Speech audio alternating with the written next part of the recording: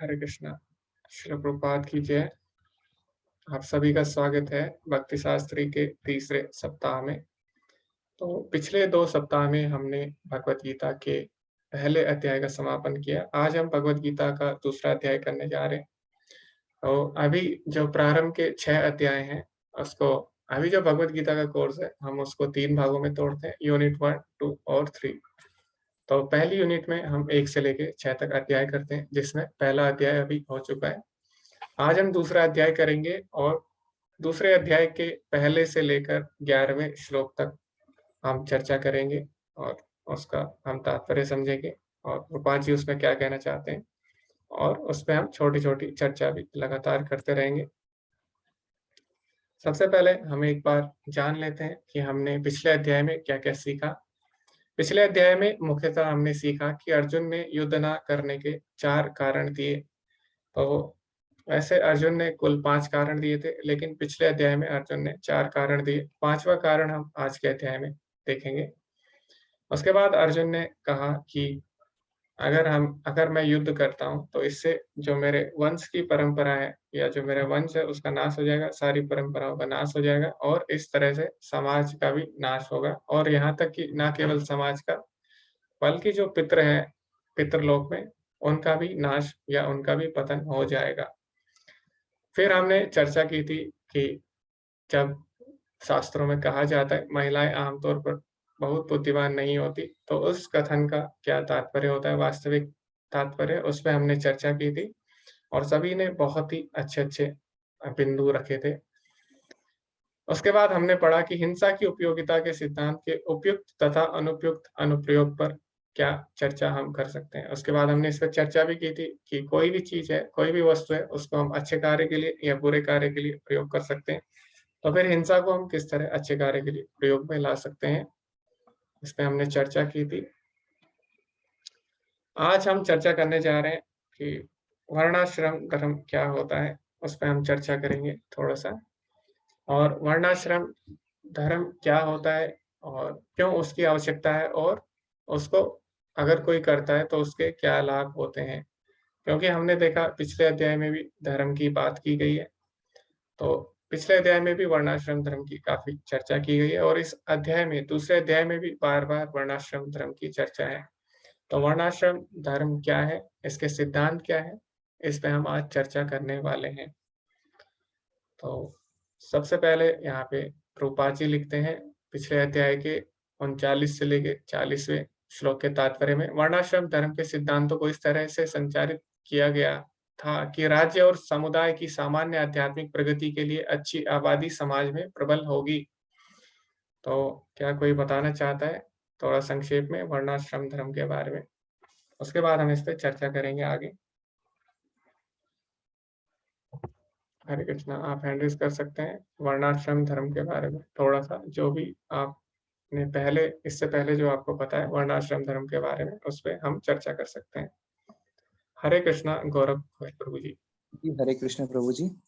तो वर्ण आश्रम धर्म जो है, जैसे इसमें 2 शब्द हैं, वर्ण और आश्रम। तो सबसे पहले भगवान श्री कृष्ण अध्याय 7 में कहते हैं, चातुर्वर्ण्य मया सिस्टम गुण कर्म विभागसा। तो ये 4 वर्ण और आश्रम है जो गुण और कर्म के हिसाब से उन्होंने विभाग करे हैं। तो अगर हम देखें कि 4 वर्ण क्या हैं, तो ब्राह्मण, क्षत्रिय, वैश्य और शूद्र। और फिर 4 आश्रम क्या हैं, ब्रह्मचर्य, गृहस्थ, वानप्रस्थ और सन्यास। तो ये 4 हमारे वर्ण और 4 आश्रम हैं। तो ये जो चारों हैं, ये गुण और कर्म के हिसाब से विभाजित किए गए हैं। ऐसा नहीं कि जो आजकल हम बोलते हैं जन्म के हिसाब से। अब 4 वर्ण में मैं ज़्यादा डिटेल में नहीं बताऊँगा, पर चारों वर्ण के हिसाब से बताया गया कि किस तरीके से सारे लोग पहले आयु के, जैसे अगर 100 वर्ष का हम सामान्य आयु लें, तो पहले 25 वर्ष ब्राह्मण आश्रम में रहते हैं, ब्रह्मचर्य में, फिर उसमें से कुछ गृहस्थ में जाते हैं, फिर वानप्रस्थ में जाते हैं अगले 25 साल, फिर लास्ट में 25 साल सन्यास में जाते हैं। जी, जी। और अगर वर्ण की बात करें तो ब्राह्मण कौन होता है, तो वो गुरुकुल में जब जाते हैं तो वहाँ पे उनके आचार्य डिसाइड करते हैं उनके गुण और कर्म देख के कि तुम ये ब्राह्मण के लिए ठीक हैं, या इनको वैश्य होना चाहिए, या इनको क्षत्रिय होना चाहिए, या इनको शूद्र होना चाहिए। तो ये मुख्यतः मोटे-मोटे ऊपरी रूप में है प्रभु जी। जी, धन्यवाद प्रभु जी, इसके बारे में बताने के लिए। अभी हम इस पे थोड़ा विस्तार में और चर्चा करेंगे। ऐसे प्रभु जी ने काफ़ी विस्तार से बताया। तो यहाँ पे प्रभुपाद जी बोल रहे हैं वर्णाश्रम धर्म के सिद्धांतों को इस तरह से संचारित किया गया है, यानी इस तरह से इसको डिज़ाइन किया गया है कि जो हमारा पूरा समुदाय है वो आध्यात्मिक, न केवल आध्यात्मिक बल्कि आर्थिक प्रगति भी कर सके। तो हमें जब भी कोई नीति लागू करनी होती है, जब भी कोई नियम समाज में लागू करने होते हैं, तो हम सभी के लिए एक जैसे नियम लागू नहीं कर सकते। जैसे कि अगर किसी ने नियम लागू किया कि सुबह 6 बजे उठना है या सुबह 4 बजे उठना है, तो सभी लोग नहीं उठ सकते, क्योंकि सबकी परिस्थितियाँ, सबके गुण, सबके कर्म अलग-अलग हो सकते हैं। हो सकता है कोई रात में कार्य करता हो और वो सुबह सोता हो, तो ऐसा भी हो सकता है। तो इसीलिए जो वर्णाश्रम धर्म बनाया गया था, जो वर्ण बनाए गए थे, वो इसीलिए बनाए गए थे ताकि विभिन्न प्रकार के जो लोग हैं, गुण और कर्म के हिसाब से सबके लिए अलग-अलग नीतियाँ लागू की जाए और सभी धीरे-धीरे आध्यात्मिक प्रगति कर सके और सभी भगवान को प्राप्त कर सके। तो इस पे हम और आगे चर्चा करेंगे। तो जो वर्णाश्रम धर्म है, उसमें मुख्यतः 2 तरह के कर्तव्य होते हैं। एक तो होते हैं हमारे व्यावसायिक कर्तव्य, अर्थात हमें अपना कौन-सा व्यवसाय हमें चुनना चाहिए, और एक निर्धारित कर्तव्य कि हमारे जो कर्तव्य हैं, सामान्य कर्तव्य क्या होने चाहिए, क्योंकि इसमें दोनों ही महत्वपूर्ण हैं, गुण और कर्म। तो कौन से गुण में हम आते हैं और किस गुण के क्या कर्तव्य होने चाहिए, किस गुण के लक्षण क्या हैं और उसके अनुसार उनको कौन-सा व्यवसाय चुनना चाहिए और उस व्यवसाय में क्या कर्तव्य होंगे। तो वर्णाश्रम धर्म जो होता है, हमें व्यावसायिक कर्तव्य और निर्धारित कर्तव्य शास्त्रों में जो दिए गए, उसके अनुसार हमें क्या कार्य करना चाहिए, वो हमें बताता है। अभी वर्णाश्रम धर्म में 4 प्रकार के धर्म मुख्यतः आते हैं। सबसे पहले कुल धर्म, यानी अपने परिवार के लिए हमारे क्या कर्तव्य होते हैं, जो कि अर्जुन भी बताता है पहले अध्याय के 39वें श्लोक में भी अर्जुन इस बात की चर्चा करता है कि अगर अगर मैं युद्ध करता हूँ, तो उससे क्या होगा, मेरे सारे परिवार का नाश हो जाएगा, मेरे सारे सगे-संबंधी इसमें मारे जाएँगे। तो वर्णाश्रम धर्म का पहला स्तंभ क्या है? कुल धर्म। फिर दूसरा इसका जो अंग है वो है जाति धर्म, अर्थात समुदाय विशेष के बारे में सोचना। तो सबसे पहले व्यक्ति इसमें अपने परिवार के बारे में क्या उसकी परंपराएँ, उसके बारे में विचार करता है। उसके बाद समुदाय यानी समाज के प्रति उसकी क्या परंपराएँ हैं, उसके विषय में व्यक्ति सोचता है। तो जाति धर्म में अर्जुन बताता है कि क्या हुआ अगर सारे व्यक्ति इसमें मारे जाते हैं, पुरुष मारे जाते हैं, तो स्त्रियाँ क्या होगी, उससे दूषित हो जाएगी, जिससे वर्ण संकर संतानें उत्पन्न होगी और इस प्रकार की जो संतानें होंगी, वो पूरे समाज में उत्पात मचाएगी। तो इससे क्या होगा, सामुदायिक जो परियोजनाएँ हैं, यानी जाति धर्म का नाश हो जाएगा। तो इस प्रकार अर्जुन ने दूसरा ये कारण दिया था और ये बताए गए हैं पहले अध्याय के 42वें श्लोक में। उसके बाद स्वधर्म की बात आती है। तो स्वधर्म क्या होता है, अपने स्वयं के धार्मिक सिद्धांतों का पालन करना। तो अगर हम प्रभुपाद जी का तात्पर्य पढ़ते हैं 31 से लेके 33वें श्लोक में, इसे दूसरे अध्याय के, जो हम आगे पढ़ने वाले हैं, तो प्रभुपाद जी बोलते हैं स्वधर्म 2 प्रकार के होते हैं। तो पहले प्रकार का जो स्वधर्म होता है, उसमें जब हम बद्ध अवस्था में होते हैं, तो उसमें हमें किसी न किसी अ, गुण के अनुसार अपना कर्म करना पड़ता है, जैसे ब्राह्मण, वैसे क्षत्रिय और शूद्र। तो ये किसी न किसी गुण में होते हैं, इसके अनुसार इनको कार्य करना होता है बद्ध अवस्था में। लेकिन जब कोई धीरे-धीरे इन कर्तव्यों का पालन करता है, तो वो क्या होता है, शुद्ध होता जाता है और जब वो पूरी तरह शुद्ध हो जाता है, तो उसे किसी विशेष कर्तव्य को करने की आवश्यकता नहीं होती। उसके बाद भगवान की सेवा में जो भी कार्य हो, उसको वो करने के लिए तत्पर रहता है। जैसे कि प्रभुपाद जी उदाहरण भी देते हैं परशुराम जी का, कि परशुराम जी वैसे तो ब्राह्मण थे, लेकिन उन्हें क्षत्रिय का काम भी करना पड़ा। और इसी तरह अनेक उदाहरण प्रभुपाद जी ने दिए हैं। तो जब व्यक्ति तीनों गुणों से ऊपर उठ जाता है, तो भगवान की सेवा के लिए चाहे कोई भी कार्य हो, उसे करना ही पड़ता है। तो इस तरह वो फिर किसी भी गुण के कार्य कर सकता है, तो फिर उसे किसी एक विशेष गुण में नहीं रखा जाता। तो जब वो तीनों गुणों से ऊपर उठ जाता है, तो वो दूसरे प्रकार का स्वधर्म कहलाता है। तो ये प्रभुपाद जी बताते हैं दूसरे अध्याय के 31वें श्लोक। उसके बाद आता है स्वकर्म। तो यानी स्वयं का क्या कर्तव्य है। तो स्वयं के क्या-क्या कर्तव्य हैं, वो सारे शास्त्रों के अनुसार हमें पता लगते हैं। जैसे कि एक क्षत्रिय को क्या करना चाहिए, एक ब्राह्मण को क्या करना चाहिए, तो ये सारे स्वकर्म कहलाते हैं। तो स्वकर्म में आता है कि किस प्रकार से धीरे-धीरे हम भगवान से जुड़ सकते हैं। तो ये 18वें अध्याय में हम पढ़ेंगे इसके विस्तार में, जब भगवान पहले समझाते हैं चारों वर्ण के बारे में, उसके बाद बताते हैं कि इनसे ऊपर कैसे उठा जाए और क्या-क्या हमारे कर्म होने चाहिए उसके लिए। तो स्वकर्म में मुख्यतः हम बात कर रहे हैं परोधर्म की। तो ये जितने भी हैं वर्णाश्रम धर्म, इससे इसका जब हम पालन करते हैं धीरे-धीरे, तो हम परोधर्म यानी भक्ति की तरफ बढ़ जाते हैं। तो जो भक्ति है उसको पंचम पुरुषार्थ भी बोला गया है, जैसे कि जो बाकी हमारे वर्णाश्रम धर्म है वो धर्म, अर्थ और काम मोक्ष की चर्चा करते हैं। इसका मतलब ये है कि धर्म यानी अपने कर्तव्यों को किस तरह किया जाए, उसके बाद अर्थ यानी उससे किस तरह जीवन निर्वाह किया जाए, काम यानी उससे किस तरह अपनी इच्छाएँ पूरी की जाए। तो कोई कार्य किया जाए, उससे किस तरह हम पैसे कमाएँ जिससे हम अपनी ज़रूरतें, आवश्यकताएँ पूरी करें। उसके बाद मोक्ष यानी अंत में भगवान की प्राप्ति। तो ये बहुत लंबी प्रक्रिया होती है। लेकिन एक पंचम पुरुषार्थ भी है इसके अलावा जिसको बोलते हैं भक्ति। तो भक्ति को पंचम पुरुषार्थ या परोधर्म बोला गया है। तो जैसे हम भागवतम में भी देखते हैं, उसमें भी आता है, "सवे पुंसा परो धर्म यथो भक्तिर् अधोक्षजे"। तो इसी प्रकार भक्ति को हम बोलते हैं पंचम पुरुषार्थ। तो भगवद गीता के अंत में जब भगवान बोलते हैं सर्वधर्मान् परित्यज्य यानी सारे धर्मों का परित्याग करो और कौन से धर्म को अपनाओ? भगवान बोलते हैं मामेकं शरणं व्रज यानी भगवान की शरणागति, जिसको हम बोलते हैं परो धर्म, जो कि सभी धर्मों से ऊपर है। तो वर्णाश्रम धर्म इस प्रकार बनाया गया कि धीरे-धीरे हम परो धर्म यानी भगवान की भक्ति की तरफ बढ़े। आगे प्रभुपाद जी बोलते हैं दूसरे अध्याय का जो 31वां श्लोक है उसके तात्पर्य में, मानव सभ्यता वर्णाश्रम धर्म के स्तर से शुरू होती है या शरीर की प्रकृति के विशेष गुणों के संदर्भ में विशिष्ट कर्तव्यों से, जो कि शरीर के प्रकृति के विशिष्ट गुणों के संदर्भ में विशिष्ट कर्तव्यों से प्राप्त होती है।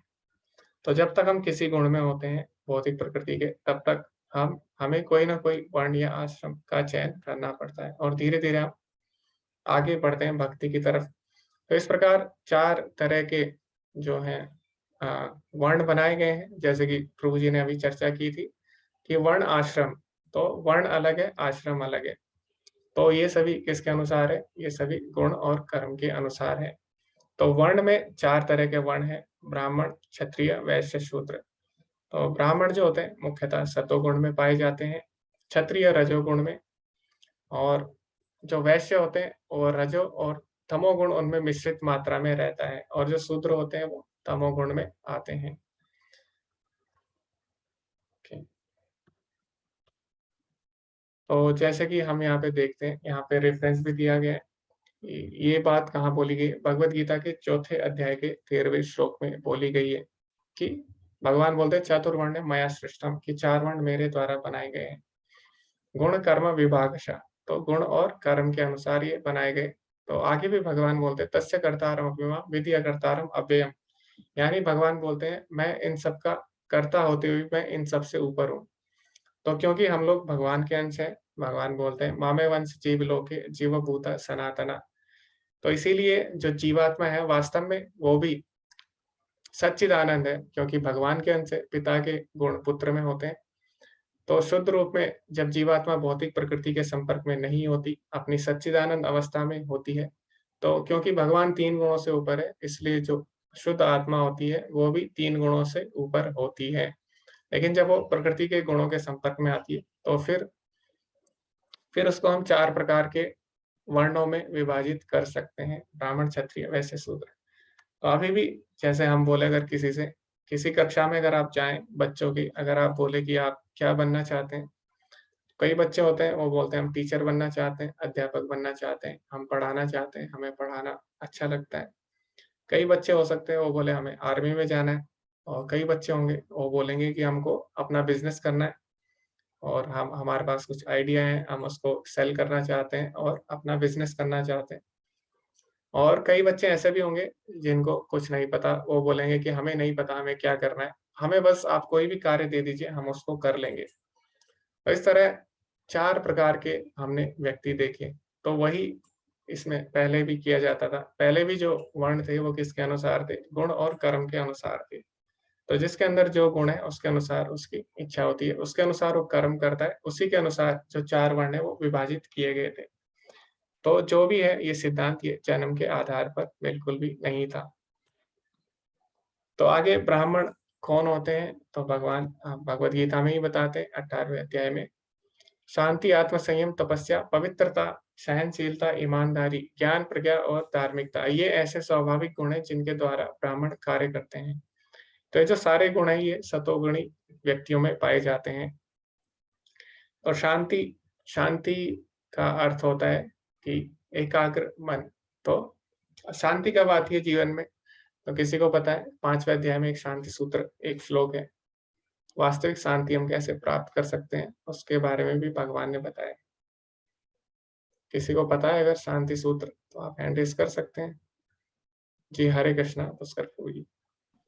हरे कृष्णा प्रभु जी। समभाव जब आ जाता है ना, हर परिस्थिति में हम सेम रहे। कोई किसी थोड़ा सा खुशी आई तो बहुत पार्टी शार्टी चालू कर दी, और थोड़ा सा भी विपरीत परिस्थिति आई तो दुखी हो गए, तब शांति जी, भंग होती है। लेकिन जब समभाव रहना चालू कर देते हैं हर परिस्थिति में, तो शांति महसूस होती जी, धन्यवाद प्रभु जी। वास्तव में जो मेरा प्रश्न ये था कि 5वें अध्याय में भगवान ने शांति सूत्र बोला है एक, और बहुत ही उसका प्रसिद्ध श्लोक है जिसको हम शांति सूत्र भी बोलते हैं। तो हमें सिखाता है वास्तव में जीवन में शांति कैसे प्राप्त की जाए। जी, गौरव प्रभु जी। जी प्रभु जी, 29वें श्लोक में 5वें अध्याय के भगवान ने कहा है, भोक्ताराम यज्ञ तपस्साम सर्वलोक महेश्वरम सुहृदम सर्वभूतानाम ज्ञात्वा माम शांतिमिच्छति। जी, तो धन्यवाद प्रभु जी। जी, तो आप इसको समझाना चाहेंगे प्रभु जी थोड़ा-सा? हाँ, हाँ प्रभु जी। तो उसमें भगवान ने 3 चीज कही है। सबसे पहला कि जितने यज्ञ और तपस्या है उनके वो परम भोक्ता है। सबसे पहले भोक्ताराम यज्ञ तपस्साम। फिर कहते हैं सर्वलोक महेश्वरम, कि जितने लोक और जितने देवता हैं उनके वो परमेश्वर हैं। और तीसरा भगवान कहते हैं सूर्यदम सर्वभूतानाम, यानी जीवों के उपकारी और हितैषी हैं। तो ऐसा जानकर जो भी भगवान कहते हैं मेरे भावनामृत से पूर्ण पुरुष भौतिक दुखों से शांति लाभ करते हैं। अगर हम इस 3 चीजों को अपने मन में बैठाते हैं और तो इससे हमें शांति प्राप्त होती है। जी, धन्यवाद प्रभु जी। हरे कृष्णा। तो जैसा कि प्रभु जी ने बताया कि शांति अगर हमें प्राप्त करनी है, उसके 3 सूत्र हैं। सबसे पहले हमें भोग की जो प्रवृत्ति है उसको त्यागना होगा। हमें ये मानना होगा कि सब वस्तु भगवान की है, ईशावास्यमिदं सर्वम, और सारी वस्तुएँ भगवान की सेवा में लगनी चाहिए। तो अगर हमारे मन में भोग की इच्छा आती है, तो उससे क्या होता है, हमारी शांति भंग हो जाती है। क्योंकि एक समय ऐसा आता है, भगवान क्या बोलते हैं? ध्यायतो विषयान् पुंसः संगस्तेषु उपजायते, संगात् संजायते कामा, कामा यानी भोग की इच्छा जब आ जाती है, और इच्छाएँ कभी भी पूरी नहीं होती, इच्छाएँ बढ़ती जाती है और एक समय हमें दुःख देती हैं। तो कामात् क्रोधो विजायते, तो इस प्रकार क्रोध आता है और फिर हमारी शांति भंग होती है। उसके बाद भगवान बताते हैं, भोक्ताराम यज्ञ तपसाम सर्वलोक महेश्वरम, यानी जो वास्तविक स्वामी है सभी के कौन है? भगवान। तो जब हम किसी चीज़ के स्वामित्व प्राप्त करना चाहते हैं, तो उसके कारण भी हमारे जीवन में शांति भंग हो जाती है, क्योंकि असली स्वामी हमें पता है कौन है? भगवान है।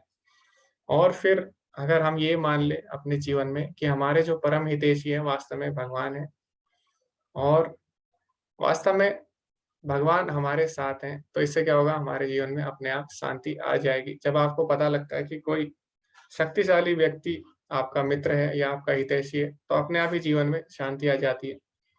तो सबसे शक्तिशाली व्यक्ति कौन है? वो है भगवान। तो जब आप ये बात समझ लेते हैं तीनों चीज़ें, तो हमारे जीवन में शांति आ जाती है।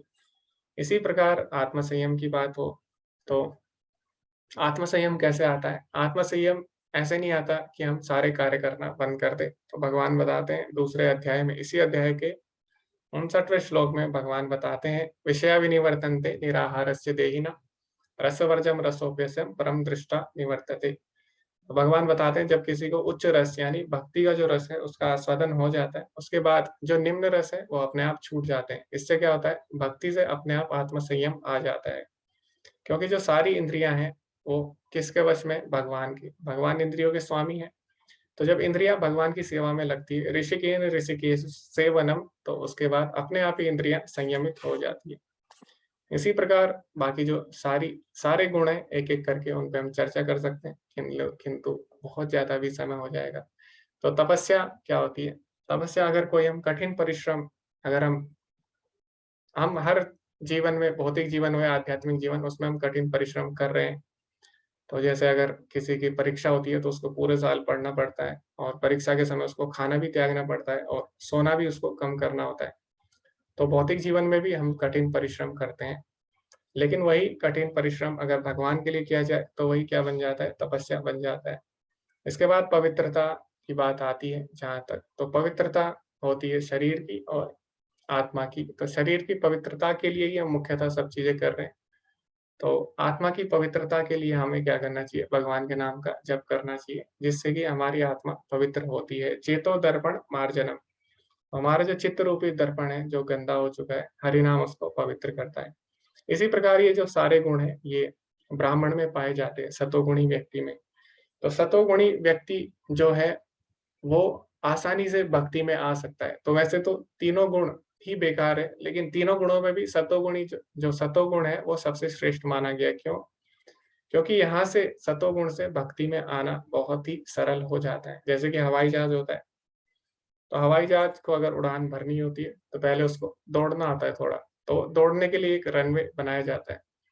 तो ऐसा नहीं है हवाई जहाज सड़क से ही उड़ जाता है, पहले उसको रनवे पे आना होता है। वहां से जब वो रनवे पे आ जाता है उसके बाद उड़ान भरना आसान हो जाता है। इसी प्रकार वैसे तो तीनों गुण ही बेकार है, लेकिन जब कोई सतोगुण में आ जाता है उसके बाद उसका भक्ति में ऊपर उठना बहुत ही आसान हो जाता है।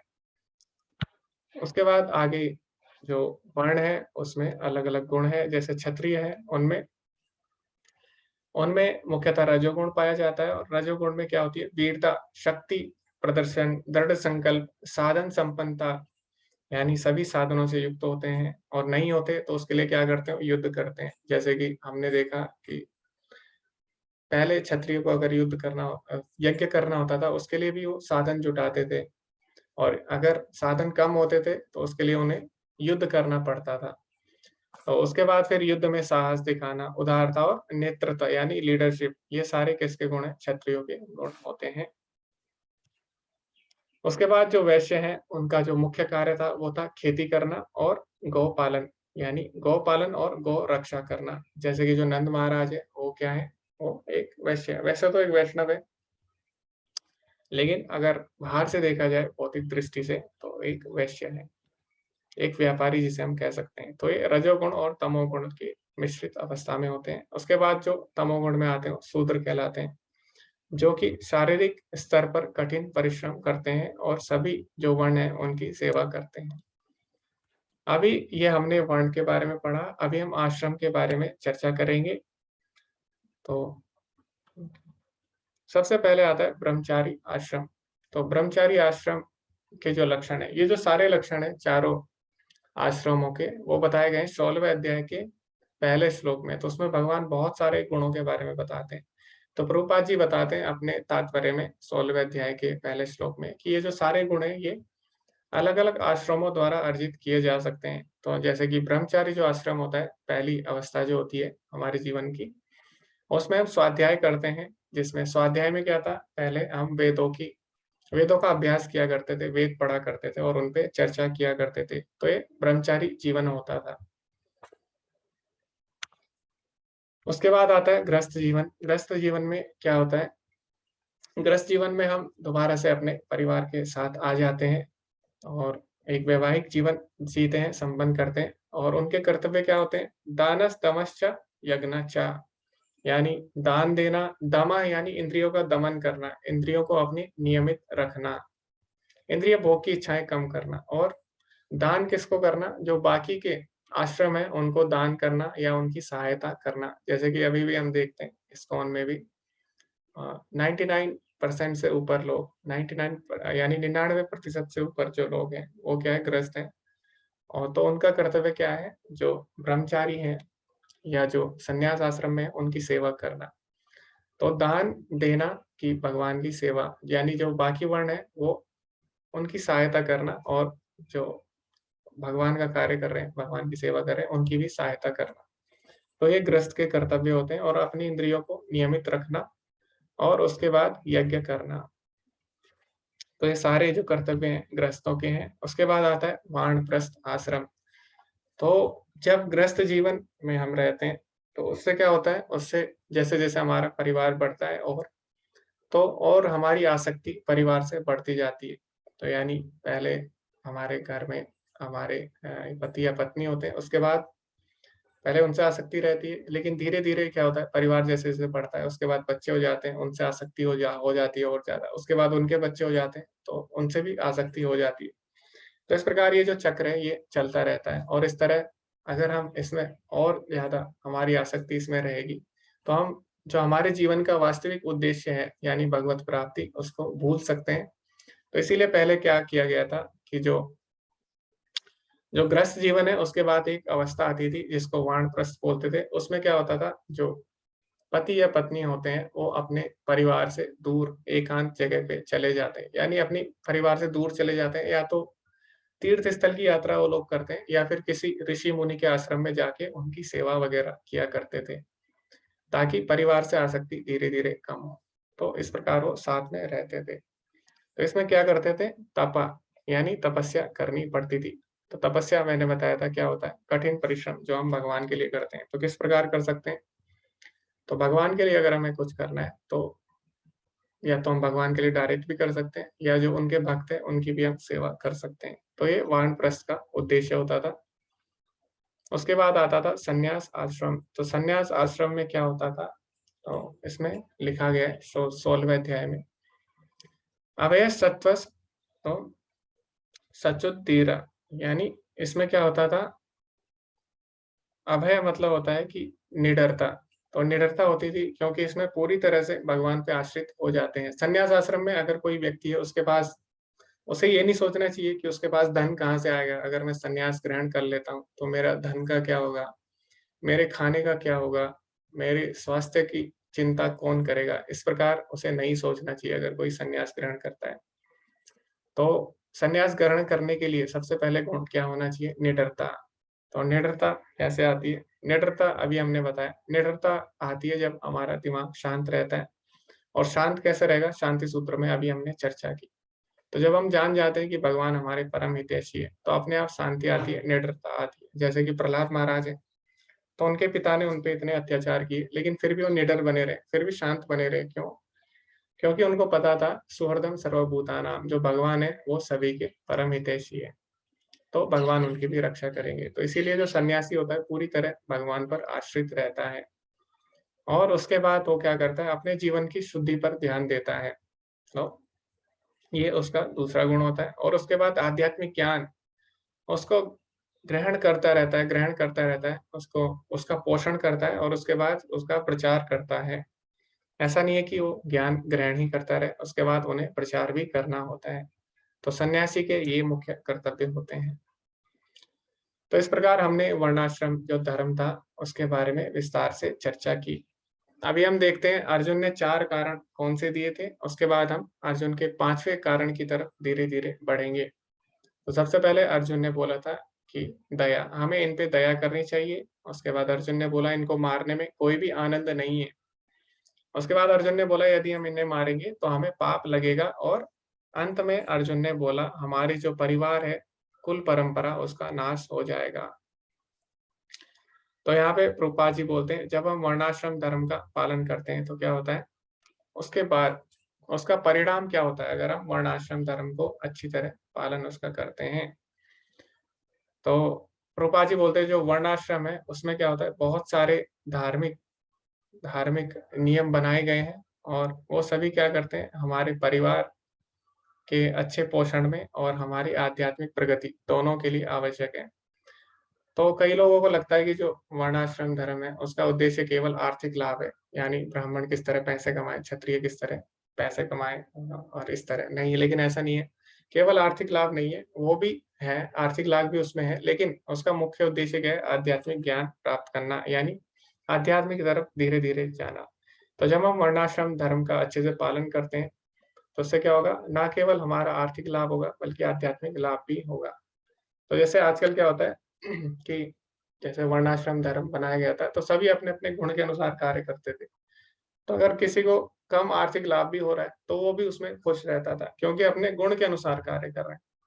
लेकिन आजकल हम देख रहे हैं कि जैसे कि एक-दूसरे को देखकर लोग वही कार्य करना चाहते हैं, जबकि उसके गुण उसके स्वभाव में नहीं है। तो जैसे आपने देखा होगा कि अभी जैसे कोचिंग सेंटर होती है, तो उसमें बहुत सारे लड़के रहते हैं, वो बचपन से ही कोचिंग स्टार्ट कर देते हैं। जैसे आईआईटी, जेईई की कोचिंग होती है, कोटा में भी। तो उसमें क्या कर रहे हो, उन्हें नहीं पता उनका गुण क्या है, लेकिन वो दूसरे गुण का पालन कर रहे हैं। तो दूसरों के गुण का, जो दूसरा कर रहा है, हमें भी वही करना है। तो भगवान बोलते हैं भगवद गीता में, परो धर्म भयावह, यानी अगर हम दूसरे के धर्म का पालन करते हैं, तो हमारे लिए भयावह यानी भयानक हो सकता है। तो क्योंकि वो उनके गुण नहीं है, उनका स्वभाव नहीं है, तो जब वो उसको करते हैं, तो सही से नहीं कर पाते, जिसके कारण क्या होता है, तनाव आता है और कई जो बच्चे होते हैं, आत्महत्या भी कर लेते हैं। तो इसीलिए पहले जो हमारा वर्णाश्रम धर्म था, वो इसके लिए जो हमारे जीवन है, उसके लिए बहुत ही उसके लिए उपयोगी था। क्यों? क्योंकि अपने वर्ण के अनुसार, अपने गुण के अनुसार अगर कोई कार्य करता है, तो जीवन में सुखी रहेगा। अगर अभी हम देखते हैं कोई सफल भी हो जाता है और बहुत सारा धन भी कमा लेता है, दूसरों के गुण के अनुसार कार्य करने से, लेकिन उसके जीवन में शांति नहीं आ सकती। तो फिर ना तो उसको भले ही कितने भी पैसे हो, उसके पास धन हो, लेकिन फिर भी वो उससे खुश नहीं रह पाएगा, उससे सुख नहीं मिल पाएगा उससे। तो ना तो उसको भौतिक लाभ हो पाएगा सही से, ना आध्यात्मिक लाभ हो पाएगा। तो इसीलिए पहले वर्णाश्रम धर्म बनाया गया था, ताकि हम ना केवल भौतिक बल्कि आध्यात्मिक लाभ भी प्राप्त कर सकें।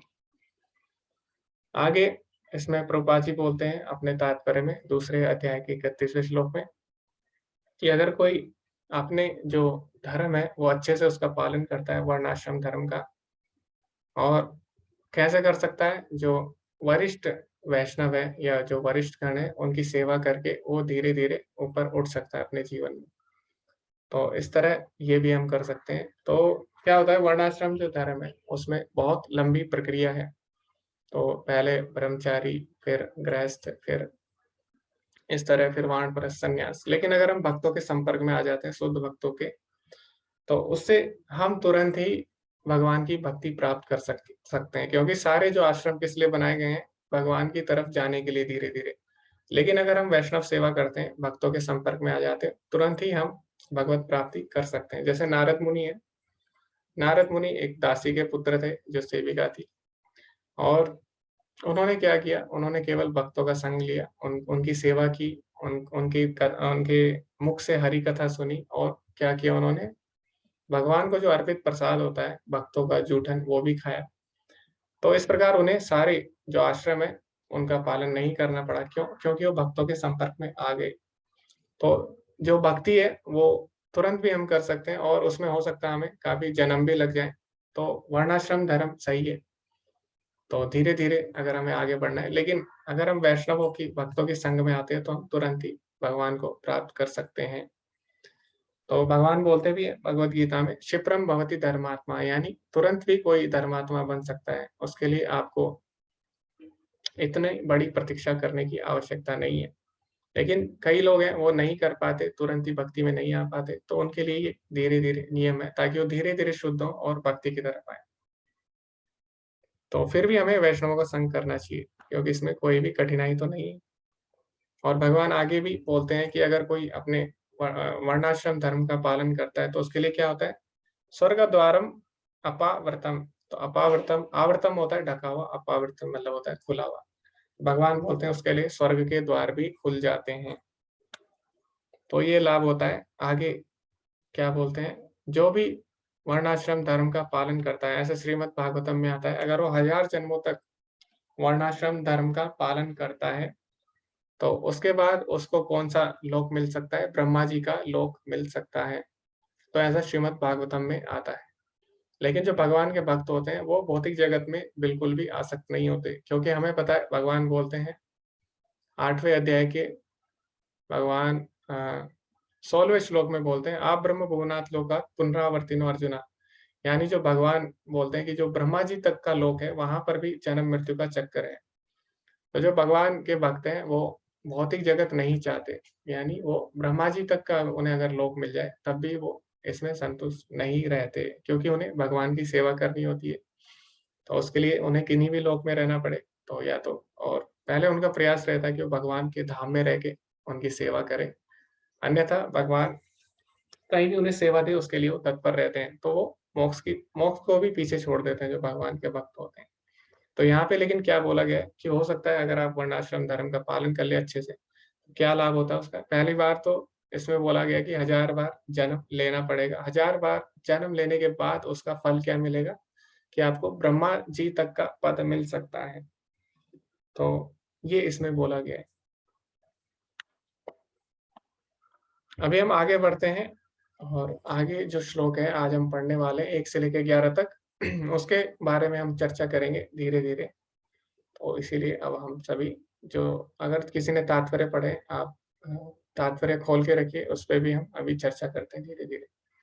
संजय उवाच तं तथा कृपयाविष्टम् अश्रुपूर्णाकुलाक्षेण विषीदन्ता इदं वाक्यम् उवाच मधुसूदनः। संजय ने कहा, करुणा से व्याप्त शोकयुक्त अश्रुपूरित नेत्रों वाले अर्जुन को देखकर मधुसूदन कृष्ण ने ये शब्द कहे। तो इसमें संजय बताते हैं अर्जुन की जो अभी परिस्थिति है, हमने पिछले अध्याय में देखा अर्जुन ने अपने धनुष एक तरफ रख दिया और रथ पे बैठ जाता है। अभी संजय यहाँ पर क्या बोल रहा है, धृतराष्ट्र को ये बात बताता है और भगवान श्री कृष्ण को मधुसूदन कहकर संबोधित करता है। तो जैसे हमने पढ़ा था पिछले अध्याय में भी कि भगवत गीता में जो भी शब्द है उनका कोई ना कोई अर्थ है, किसी भी अगर नाम से भगवान को बुलाया गया है। तो इस श्लोक में तात्पर्य में प्रभुपाद जी लिखते हैं कि जो मधुसूदन शब्द है वो क्या संबोधित करता है कि मधु एक राक्षस था जिसने कि वेदों को चुरा लिया था और सूदन यानी उसका नाश करने वाला। तो उसका नाश किसने किया था? भगवान श्री कृष्ण ने उसका नाश किया था। अभी वेद किसको संबोधित करते हैं? वेद का अर्थ होता है ज्ञान। तो यानी ज्ञान को चुराने वाला कौन होता है? अज्ञान। तो अज्ञानता का नाश करने वाला इसका अर्थ है मधुसूदन।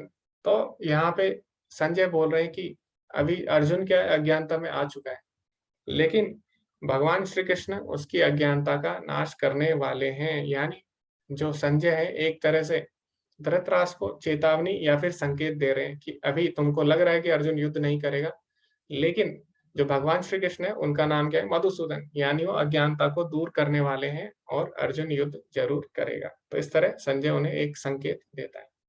तो इस तरह प्रभुपाद जी बताते हैं और प्रभुपाद जी इसमें एक एनालॉजी भी देते हैं, एक समानता भी बताते हैं। जैसे कि प्रभुपाद जी बोलते हैं अर्जुन यहाँ पे बहुत ही दुखी हो गया है और बहुत ही शोक मग्न हो गया है, लेकिन उसको पता नहीं है कि अगर कोई व्यक्ति डूब रहा होता है तो हमें उसके कपड़े पे ध्यान नहीं देना चाहिए, हमें उसको कपड़ों को बचाने में ध्यान नहीं देना चाहिए, हमें व्यक्ति को बचाना चाहिए। इसी प्रकार अभी जो अर्जुन सोच रहा है, अर्जुन अभी शरीर की दृष्टि से देख रहा है कि ये मेरे सगे संबंधी हैं, लेकिन उसे पता नहीं है वास्तव में कि हमें दया किस पे करनी है, हमें उनकी आत्मा को बचाना चाहिए, उनकी आत्मा पे हमें दया करनी चाहिए।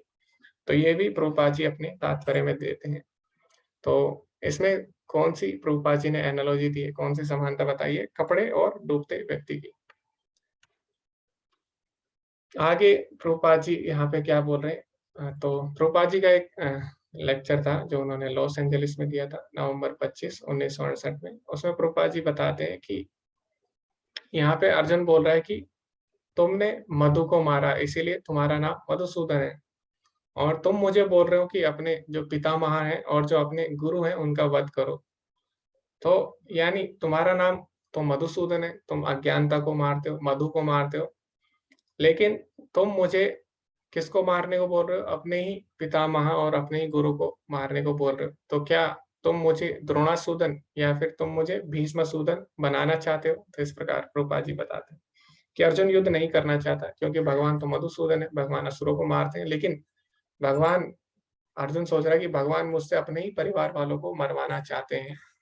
तो इसीलिए अर्जुन युद्ध नहीं कर रहा है, यानी अपने परिवार पे दया दिखा रहा है। आगे जो दूसरा श्लोक है बहुत ही ज़्यादा महत्वपूर्ण है, तो कोई इसको पढ़ना चाहता है आप लोग हैंड रेज़ कर सकते हैं, इसके बाद हम इस पे भी चर्चा करते हैं। हरे कृष्णा।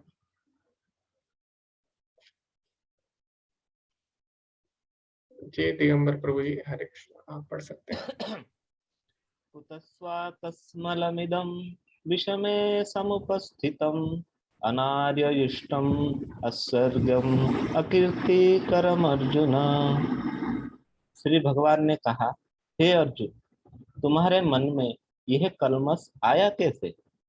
यह उस मनुष्य के लिए तनिक भी अनुकूल नहीं है जो जीवन के मूल्यों को जानता हो। इससे उच्च लोक की नहीं अपितु अपयश की प्राप्ति होती है। हरे कृष्ण। जी धन्यवाद प्रभु जी। हरे कृष्णा। तो प्रभुपाद जी अपने तात्पर्य में लिखते हैं इसमें कि यहाँ पर जो श्री कृष्ण है उनको भगवान कहकर बुलाया गया है ताकि हमें पता लग सके वास्तव में भगवत गीता जो बोली है किसी साधारण व्यक्ति ने नहीं बोली है। ये साक्षात किसके वचन है? ये स्वयं श्री भगवान के वचन है। इसीलिए जो कृष्ण है उनको भगवान कहकर यहाँ पे संबोधित किया गया ताकि किसी को भी असमंजस ना रहे और भगवत गीता को हम श्रद्धा से उसका अध्ययन करें, क्योंकि ये जो भगवत गीता है ये भगवान की वाणी है। इसीलिए यहाँ पे जो श्लोक है उसका आरंभ किससे होता है? श्री भगवान। तो यहाँ पे प्रभुपाद जी अपने तात्पर्य में भगवान के बारे में बताते हैं।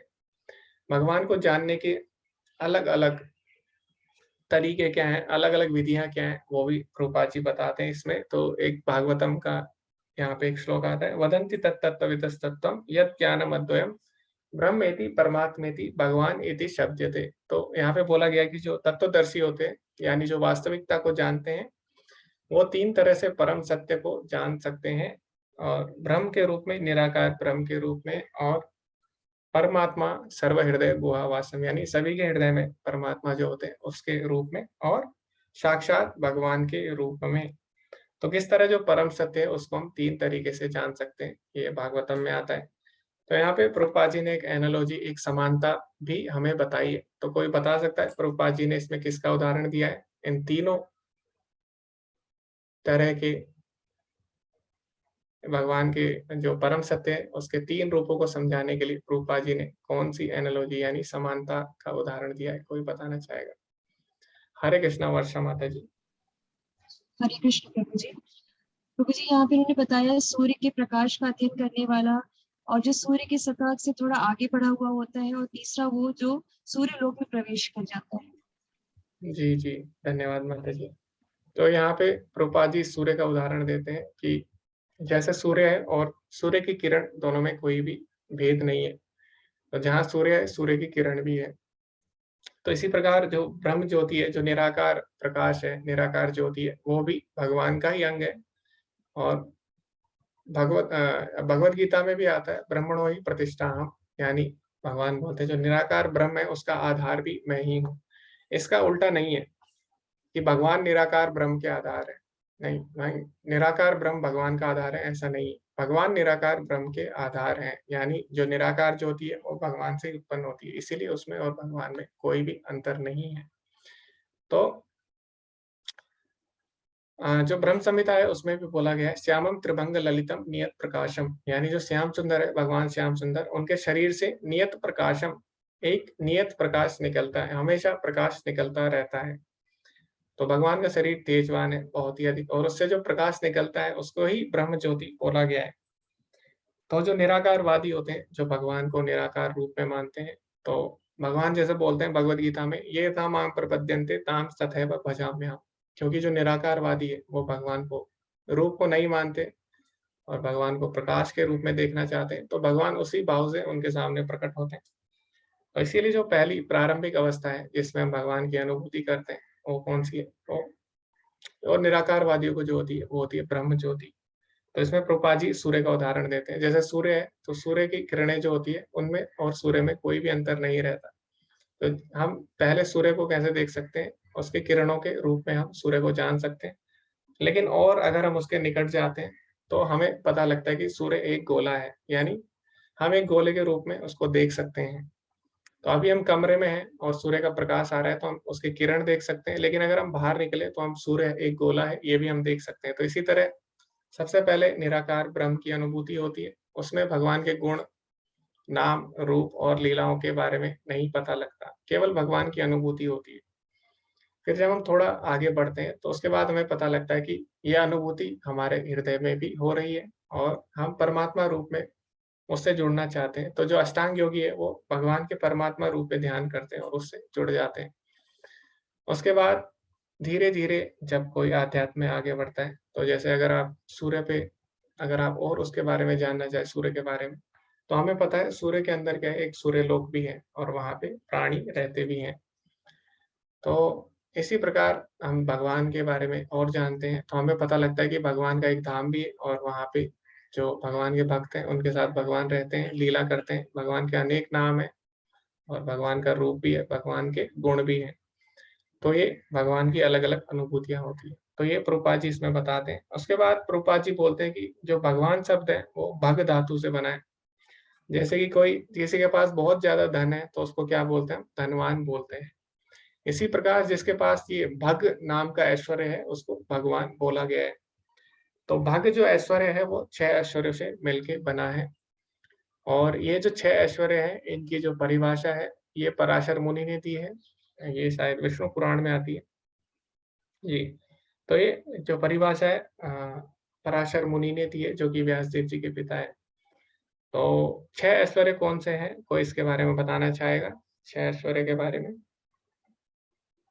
हरे कृष्ण।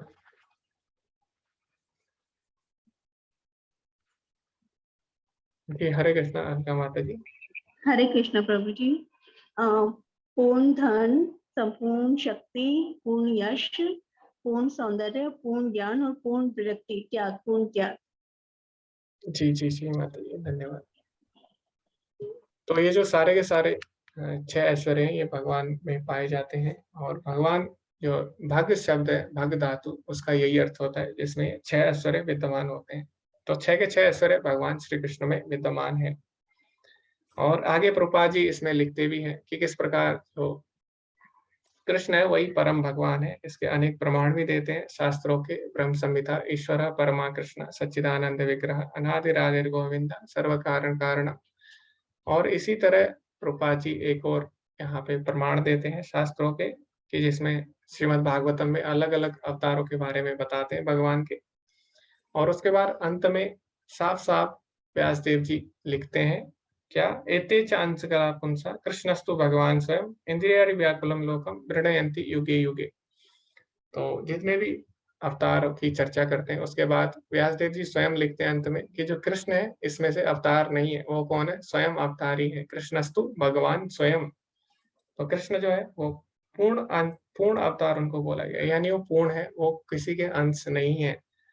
इसी प्रकार और भी प्रमाण है अनेक शास्त्रों के। तो कोई इसके अलावा कोई और प्रमाण देना चाहता है तो आप हैंड रेज कर सकते हैं, जहाँ पे जो भगवान श्री कृष्ण है उनको परम बताया गया है। क्या किसी को पता है कोई और प्रमाण आप दे सकते हैं? और भी है, और भी शास्त्रों में है।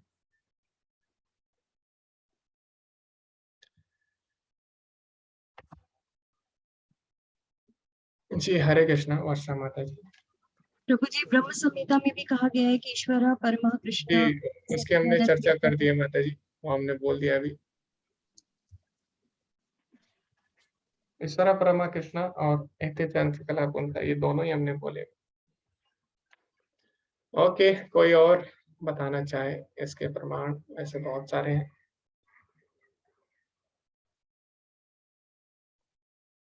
हरे कृष्णा प्रभाकर प्रभु जी। हरे कृष्णा प्रभु जी। प्रभु जी, व्यास देव बता रहे हैं श्रीमद् भगवत महापुराण के, सच्चिदानंद रूपाय विश्व उत्पत्त्यादि हेतवे तापत्राय विनाशाय श्री कृष्णाय वयम नमः। वो बता रहे हैं कि भगवान श्री कृष्ण को हम नमन करते हैं, ऐसा बताया गया हाँ, इसमें। मतलब कृष्ण की, जो भगवान श्री कृष्ण है उनकी भगवत्ता, यानी वो सबसे महान है। इसके बारे में कहाँ पे चर्चा की है, ये हम रेफरेंस। तो ब्रह्म संहिता में भी आता है, आपने देखा होगा। तो ब्रह्म संहिता में और रेफरेंस है जहाँ पे इसकी चर्चा हुई है। तो एक श्लोक आता है उसमें, रामादि मूर्तिषु कला नियमेन तिष्ठन् नानावतारम अकरोत् भुवनेषु किंतु कृष्ण स्वयं समभवत परम पुमान्यो गोविंदम आदि पुरुषम तमाम भजामि। तो उसमें आ गया जो राम आदि, यानी राम, वराह, नरसिंह आदि, ये क्या है? कला नियमेन तिष्ठन्, यानी ये भगवान की एक अंश कला है। रामादि मूर्तिषु कला नियमेन तिष्ठन् नानावतारम अकरात् भुवनेषु किंतु, यानी इस प्रकार भगवान अनेक अवतारों में आते हैं फिर आगे बोलते हैं कृष्णा स्वयं समभवत परम पुमान्यो, लेकिन जो भगवान श्री कृष्ण है वो क्या है, परम पुरुष हैं। तो बाकी जो है वो इन्हीं के अंश और कलाएं हैं। ये ब्रह्म संहिता में भी दोबारा बोला गया है। और ब्रह्म संहिता में आगे भी एक श्लोक आता है, उसमें भी बोला गया है विष्णुर महान स इह यस्य कला विशेषो गोविंदम आदि पुरुषम तमहम भजामि।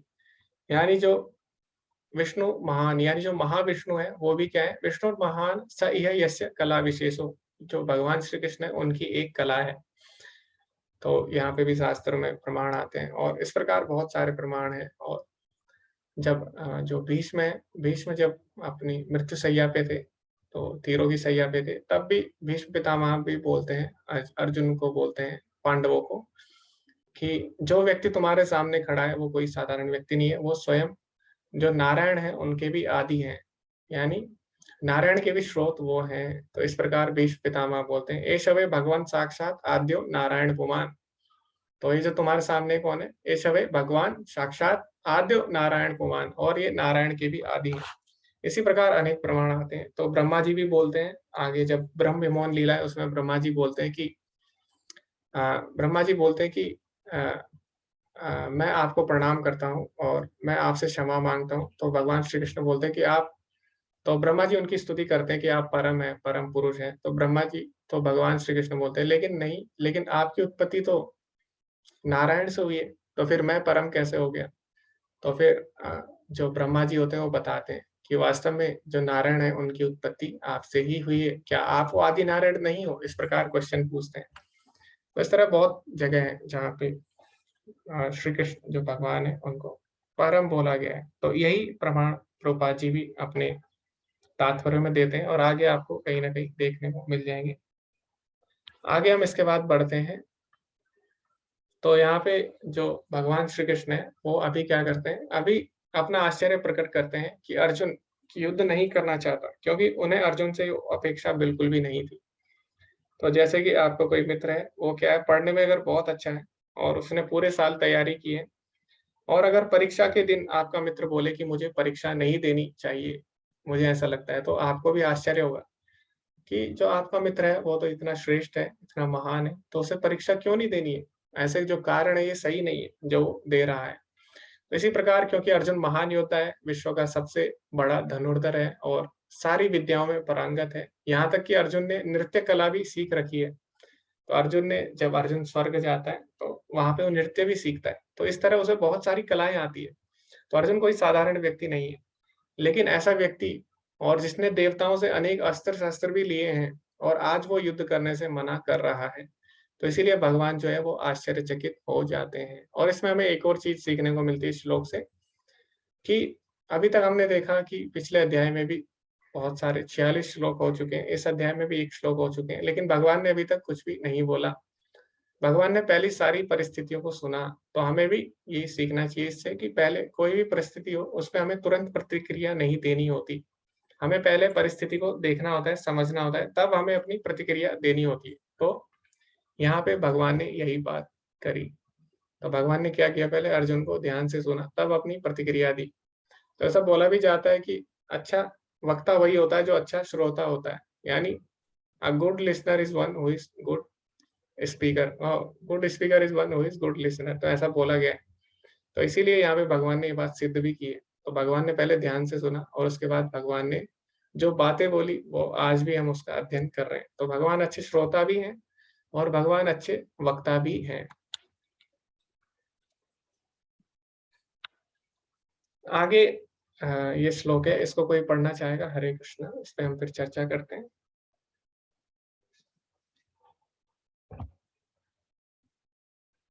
कि हरे कृष्णा सनत प्रभु जी।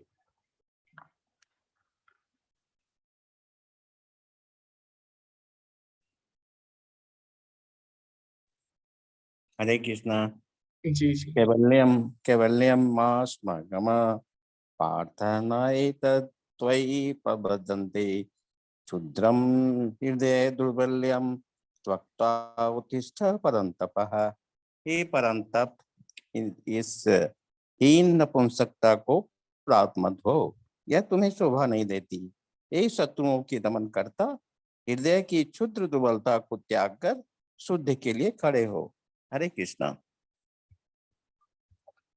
धन्यवाद प्रभु जी। हरे कृष्णा। तो यहाँ पे जैसे कि भगवान जो अपनी बात है उसको आगे बढ़ाते हुए कहते हैं कि ये बात तुम्हें बिल्कुल भी शोभा नहीं देती। तो भगवान इसमें अपना आश्चर्य प्रकट करते हैं और भगवान बोलते हैं इस हृदय की दुर्बलता को त्यागो। और भगवान इसमें अर्जुन को पार्थ कहकर संबोधित करते हैं।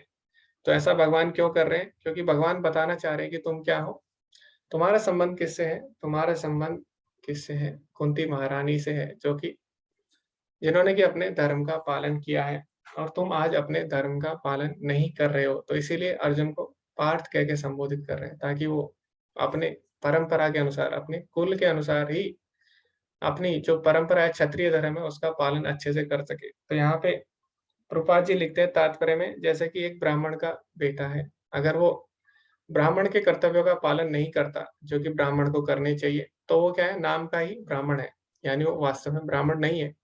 इसी प्रकार अगर एक क्षत्रिय है कोई, अगर वो क्षत्रिय धर्म का पालन नहीं करता तो वास्तव में क्षत्रिय नहीं कहलाएगा। तो इसी का अभ्यास, इसी का ज्ञात कराने के लिए, इसी का आभास कराने के लिए भगवान जो है अर्जुन को पार्थ शब्द से संबोधित करते हैं, यानी तुम किसके पुत्र हो?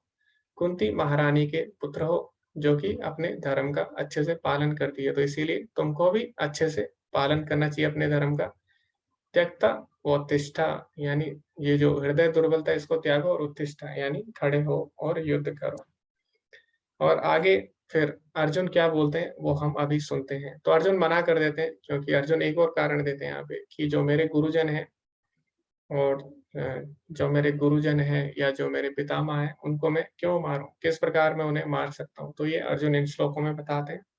कोई इन श्लोकों को पढ़ना चाहे तो आप हैंड रेज कर सकते हैं, इसके बाद हम इन पे चर्चा करते हैं।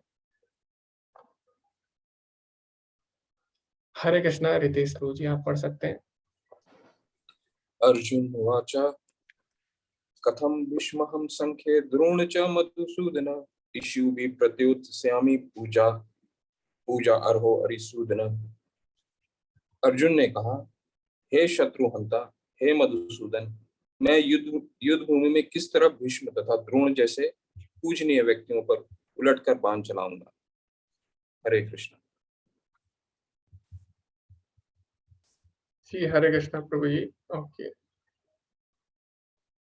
हरे कृष्णा। वानली माता जी आप आगे पढ़ सकते हैं।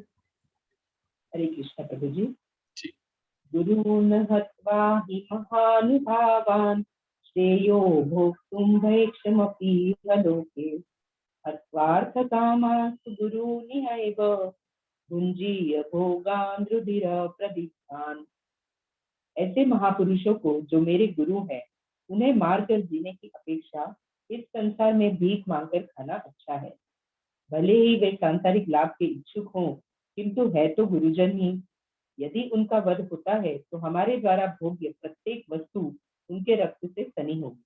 हरे कृष्ण। जी माता जी धन्यवाद। हरे कृष्णा। तो यहाँ पे अर्जुन मना कर देता है युद्ध करने से, और वही इसमें बताता है कि हमें इन पर दया करनी चाहिए, क्योंकि हमारे परिवारजन है, हमारे गुरुजन है। तो अर्जुन ने जो पहले कारण दिया था उसी कारण को दोबारा से यहाँ पे उसकी आवृत्ति करता है और बोलता है कि मैं अपने गुरु को किस प्रकार मार सकता हूँ, अपने गुरुजनों को। तो प्रभुपाद जी लिखते हैं इसके तात्पर्य में कि हाँ, हमें अपने जो गुरुजन है उनको नहीं मारना चाहिए, उनपे पलटकर वार नहीं करना चाहिए। तो अर्जुन ने बिल्कुल सही कारण यहाँ पे दिया है। जैसे कि प्रभुपाद जी बोलते हैं, अगर यहाँ पे अर्जुन बोल सकता है भगवान श्री कृष्ण से कि अगर संदीपनी मुनि उन पर आक्रमण करे तो क्या वो संदीपनी मुनि पर आक्रमण करेंगे? भगवान श्री कृष्ण तो नहीं करेंगे। तो इसीलिए अर्जुन किस प्रकार उन पे आक्रमण कर सकता है। लेकिन अगले श्लोक में प्रभुपाद जी ने बताया है, फिर जो 5वें श्लोक है, कि गुरु जो है उन पे एक परिस्थिति में उनको उनका त्याग किया जा सकता है। तो परिस्थितियां कौन सी है और क्यों अर्जुन अपने गुरु पे आक्रमण करना चाहता है? क्या कोई इसके बारे में बता सकता है? हरे कृष्णा। प्रभुपाद जी अपने तात्पर्य में बताते हैं साफ साफ कि क्यों, किस अवस्था में एक गुरु का त्याग किया जा सकता है और क्यों अर्जुन यहाँ पे ऐसा कर रहा है। हरे कृष्णा। अलका माता जी। हाँ, हरे कृष्ण प्रभु जी। तो तात्पर्य में प्रभुपाद जी बताते हैं, जो निषिद्ध कर्म अगर गुरु को करते हैं और या फिर वो विवेक शून्य हो जाते हैं, अपना विवेक खो देते हैं, तो हमें ऐसे गुरु का त्याग कर देना चाहिए। जी, और यहाँ पे क्या कारण है कि अर्जुन ने ऐसा किया, उनका त्याग किया? वो इसीलिए कि उन्होंने जब जब भगवान इसीलिए बोले कि वहां पर उन्होंने देखा था जब द्रौपदी के साथ वहां पे सभा में हो रहा था, अत्याचार हो रहा था, तो वो चुप रहते हैं गुरुजन, भीष्म पितामह और गुरु द्रोणाचार्य, वो लोग तो उन्होंने मतलब अपना विवेक भी खो दिया और उन्होंने अन्याय को सहा और उन्होंने उसके विरुद्ध मतलब आवाज भी उठाई। जी माता जी, ओके, धन्यवाद। जी, तो हाँ, यहाँ पे गुरु का किस परिस्थिति में त्याग करना चाहिए और क्यों अर्जुन ने ऐसा किया, अर्जुन को ऐसा करना चाहिए, उसके बारे में प्रभुपाद जी ने बताया। तो आगे भी हम इस पे चर्चा करते हैं। हरे कृष्णा गौरव प्रभु जी, आप इस पे क्या कहना चाहेंगे? प्रभु जी, तात्पर्य में श्री प्रभुपाद जी ने लिखा है कि दुर्योधन से आर्थिक सहायता ली भीष्म तथा द्रोण ने, इसलिए ये जो आर्थिक सहायता लेने के कारण उन्होंने अपना सम्मान खो दिया, इसलिए उनका त्याग किया जा सकता है। ओके, जी प्रभु जी, ठीक है। हरे कृष्णा तनुश्री माता जी, आपका भी यही मत है? हरे कृष्ण प्रभु जी। गुरु जो होते हैं वो अज्ञान रूपक अंधकार को दूर करके ज्ञान रूपक आलोक प्रदान करते हैं। तो यहाँ पर जो युद्ध हो रहा था वो धर्म और अधर्म के अंतर मध्य में हो रहा था।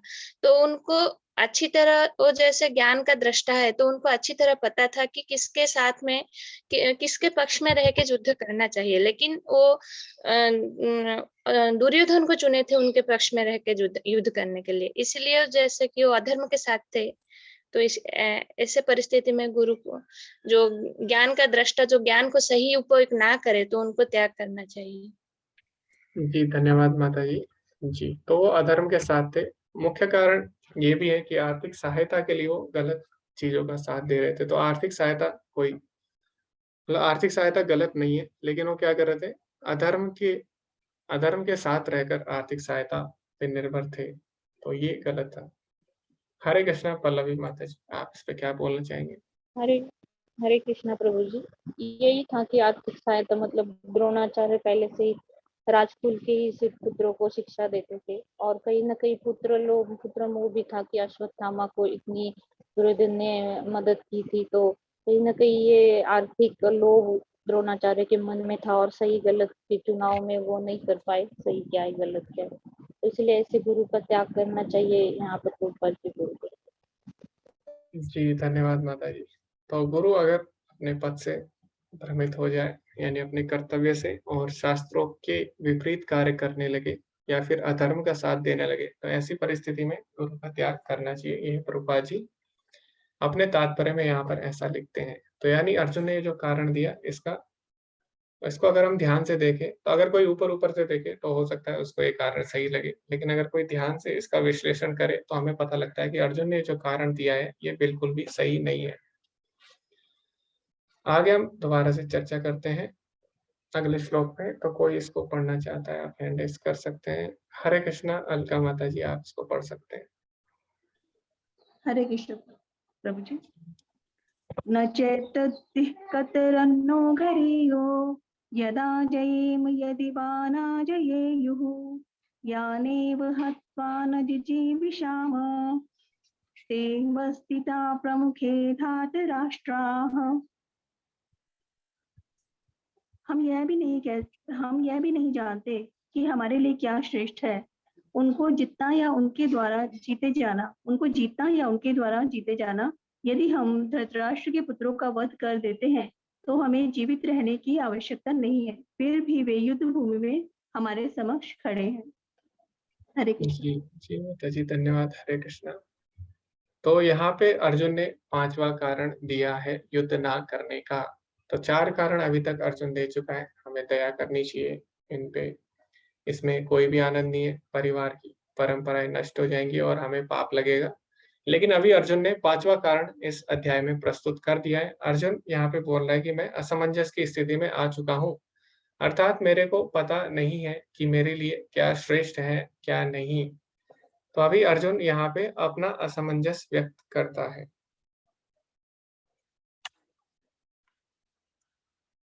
तो ये अर्जुन ने कारण रखा, इनडिसीजन यानी असमंजस की स्थिति।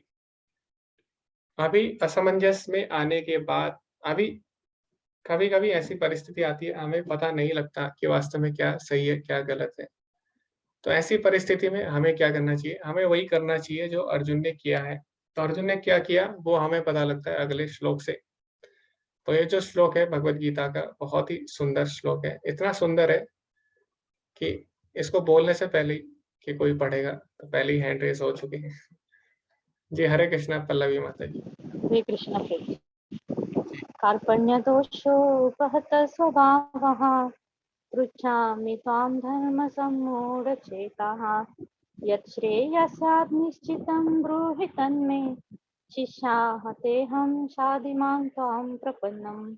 भावार्थ, अब मैं अपनी कृपण दुर्बलता के कारण अपना कर्तव्य भूल गया हूँ और सारा धैर्य खो चुका हूँ।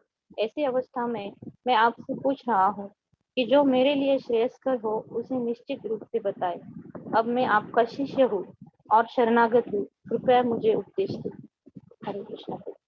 हरे कृष्णा, धन्यवाद माता जी। तो ये जो श्लोक है हमें बताता है कि जीवन में जब ऐसी परिस्थिति आ जाए, तो हमें क्या करना है। तो सबसे पहले तो हमें मानना है, जैसे अर्जुन ने मान लिया कि अर्जुन ने क्या माना कि अब मैं फैसला नहीं ले पा रहा हूँ, अब मैं निर्णय नहीं ले पा रहा हूँ।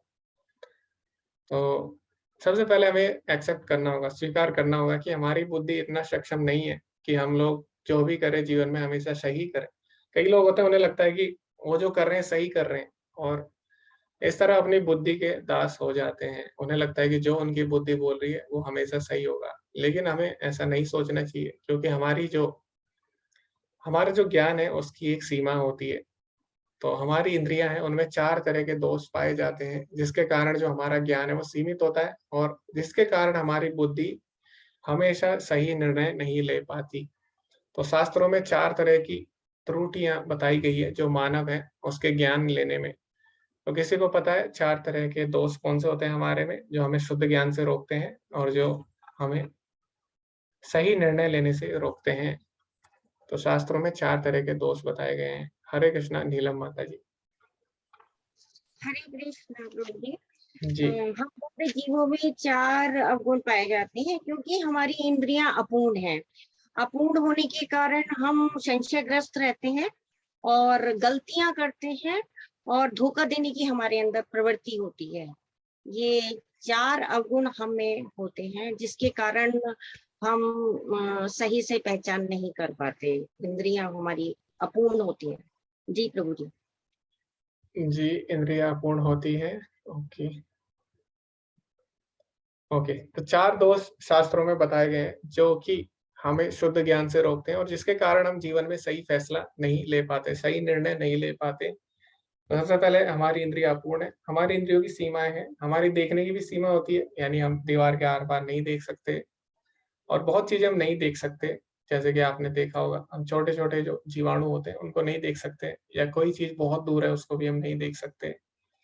जैसा कि अभी अगर मैं पेड़ तो देख सकता हूँ, लेकिन पेड़ में क्या है, अंदर क्या है, कौन पक्षी है, कौन-सा वो क्या कर रहा है, ये सब मैं नहीं देख सकता दूर से। तो हमारी इंद्रियां चाहे सुनने की हो, बोलने की हो, देखने की हो, सभी की एक सीमाएँ हैं, स्वाद की हो, सबकी एक सीमाएँ होती है। तो इस कारण जो हमारा ज्ञान है पूर्ण नहीं हो सकता, क्योंकि उसकी सीमाएँ हैं इंद्रियों की। उसके बाद आता है धोखा देने की प्रवृत्ति या धोखा खाने की प्रवृत्ति। तो हमारी इंद्रियां धोखा खा जाती है, जैसे कि आपने देखा होगा जब रेगिस्तान में क्या होता है, कभी-कभी पानी भी दिखाई देता है, जिसको मृग तृष्णा बोलते हैं इंग्लिश में। अगर हम बोले अंग्रेजी में उसको मिराज बोलते हैं। तो उसमें क्या होता है, रेगिस्तान में हमें पानी दिख जाता है, लेकिन वास्तव में पानी होता नहीं है। इसी प्रकार गर्मी में अगर आप जाएँगे, सड़क पे अगर आप ध्यान से देखें तो आपको भाप निकलती हुई दिखाई देती है। ऐसा लगता है कि सड़क में पानी भरा हुआ है, लेकिन वो वास्तव में पानी नहीं होता।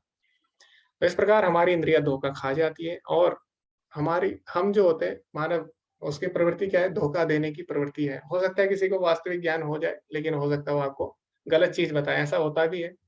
कभी-कभी लोग क्या करते हैं, जानबूझ के आपको गलत चीज़ें बता सकते हैं, अपने लाभ के लिए।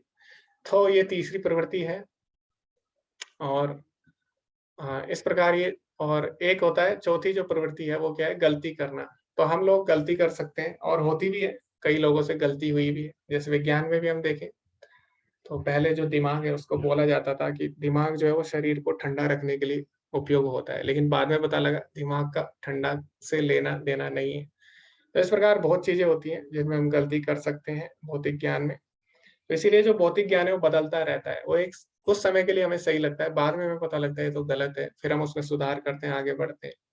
लेकिन जो वैदिक ज्ञान है, वैदिक शास्त्रों का ज्ञान है, उसे अपौरुषेय बोला गया है। अपौरुषेय मतलब वो कभी नहीं बदलता, वो किसी साधारण व्यक्ति के द्वारा नहीं लिखा गया, और वो किसके द्वारा बोला गया? भगवान के द्वारा, जिनमें कि 4 तरह के दोष नहीं पाए जाते। इसीलिए हमें अगर कभी कोई फैसला लेना है, निर्णय लेना है हमारे जीवन में, तो हमें देखना होगा कि वो सही है या गलत। वो हमें कैसे पता लगेगा? गुरु, साधु और शास्त्र से।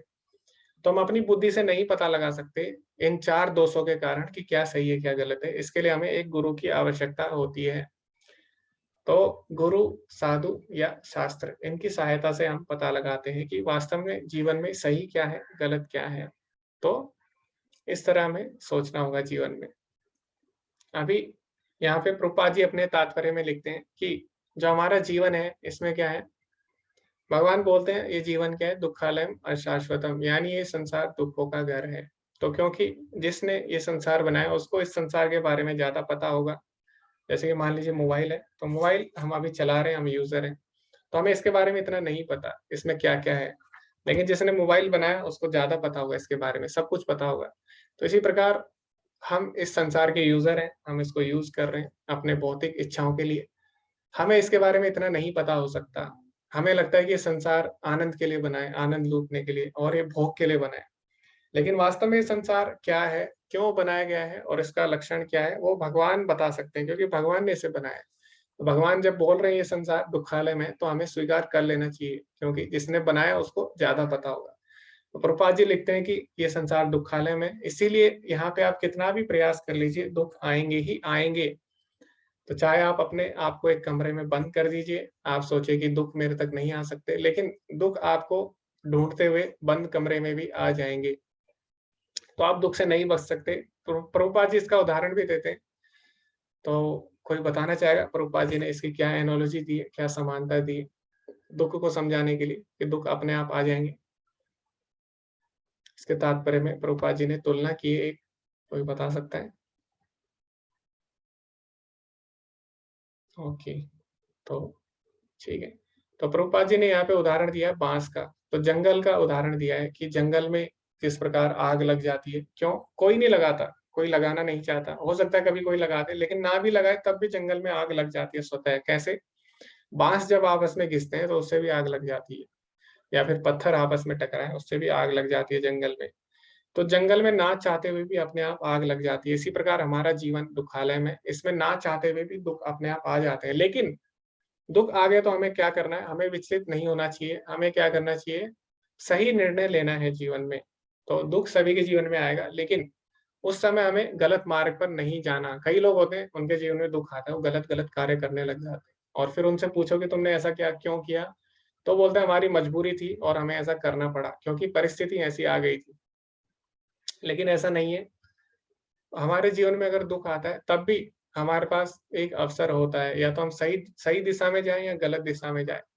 तो वो हमें कैसे पता लगेगा? वो हमें पता लगेगा जब तक हम गुरु, साधु और शास्त्र की सहायता नहीं लेंगे। तो इसीलिए यहाँ पे प्रभुपाद जी लिखते हैं कि गुरु की शरण में हमें जाना चाहिए। तो यही जो श्लोक है ये हमें ये बताता है। और ये जो श्लोक है इसको भगवत गीता का महत्वपूर्ण श्लोक बोला गया। क्यों? क्योंकि इसके बाद जो भगवत गीता का अर्थ है बिल्कुल ही एक नया मोड़ ले लेता है। तो अभी तक अर्जुन पूछ रहा था कैसे मैं युद्ध करूं, क्यों मैं इनको मारूं, तो ऐसे ऐसे प्रश्न अर्जुन पूछ रहा था। लेकिन अभी जैसे कई लोग बोलते हैं भगवत गीता युद्ध के बारे में बता रही है, ऐसा नहीं है। अभी यहाँ से भगवत गीता एक नया मोड़ ले चुकी है। अभी अर्जुन पूछ रहा है कि वास्तव में जीवन का उद्देश्य क्या है, वास्तव में क्या करना चाहिए क्या नहीं।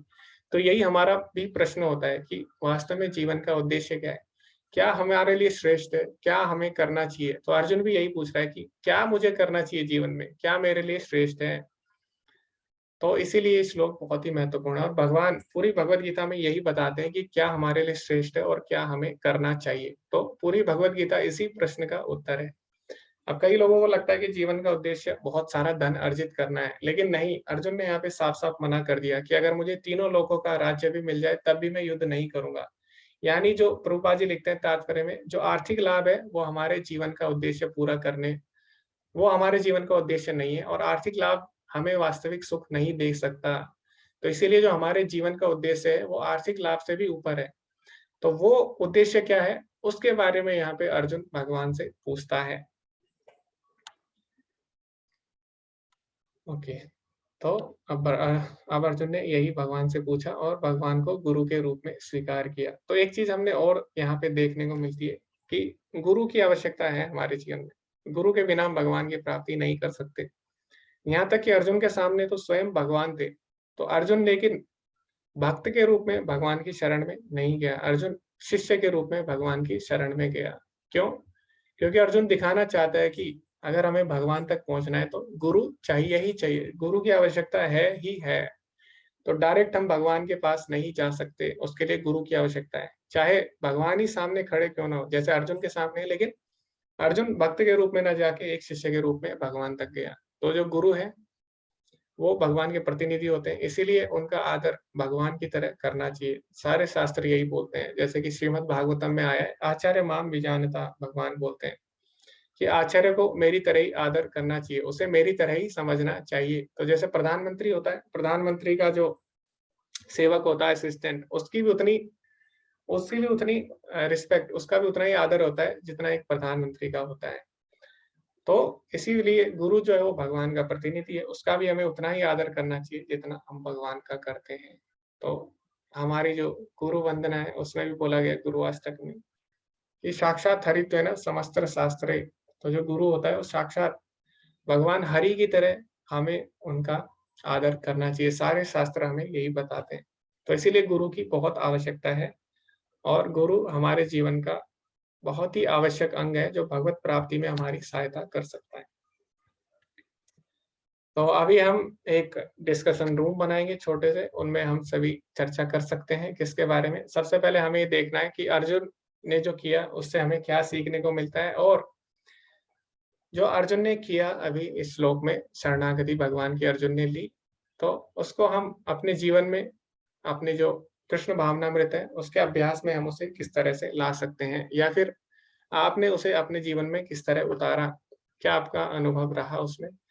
तो इस पे हम छोटी सी चर्चा कर सकते हैं, और इसमें मैं ब्रेकआउट रूम बना देता हूँ 5-5 लोगों के, 4-4 लोगों के बना सकते हैं इसमें, 4।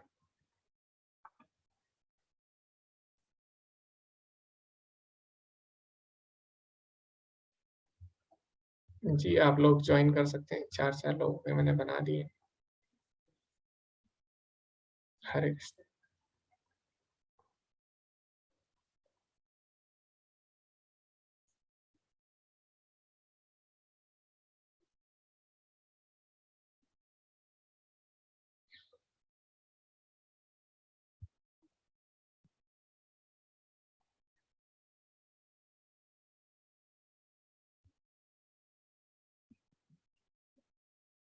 हरे कृष्णा।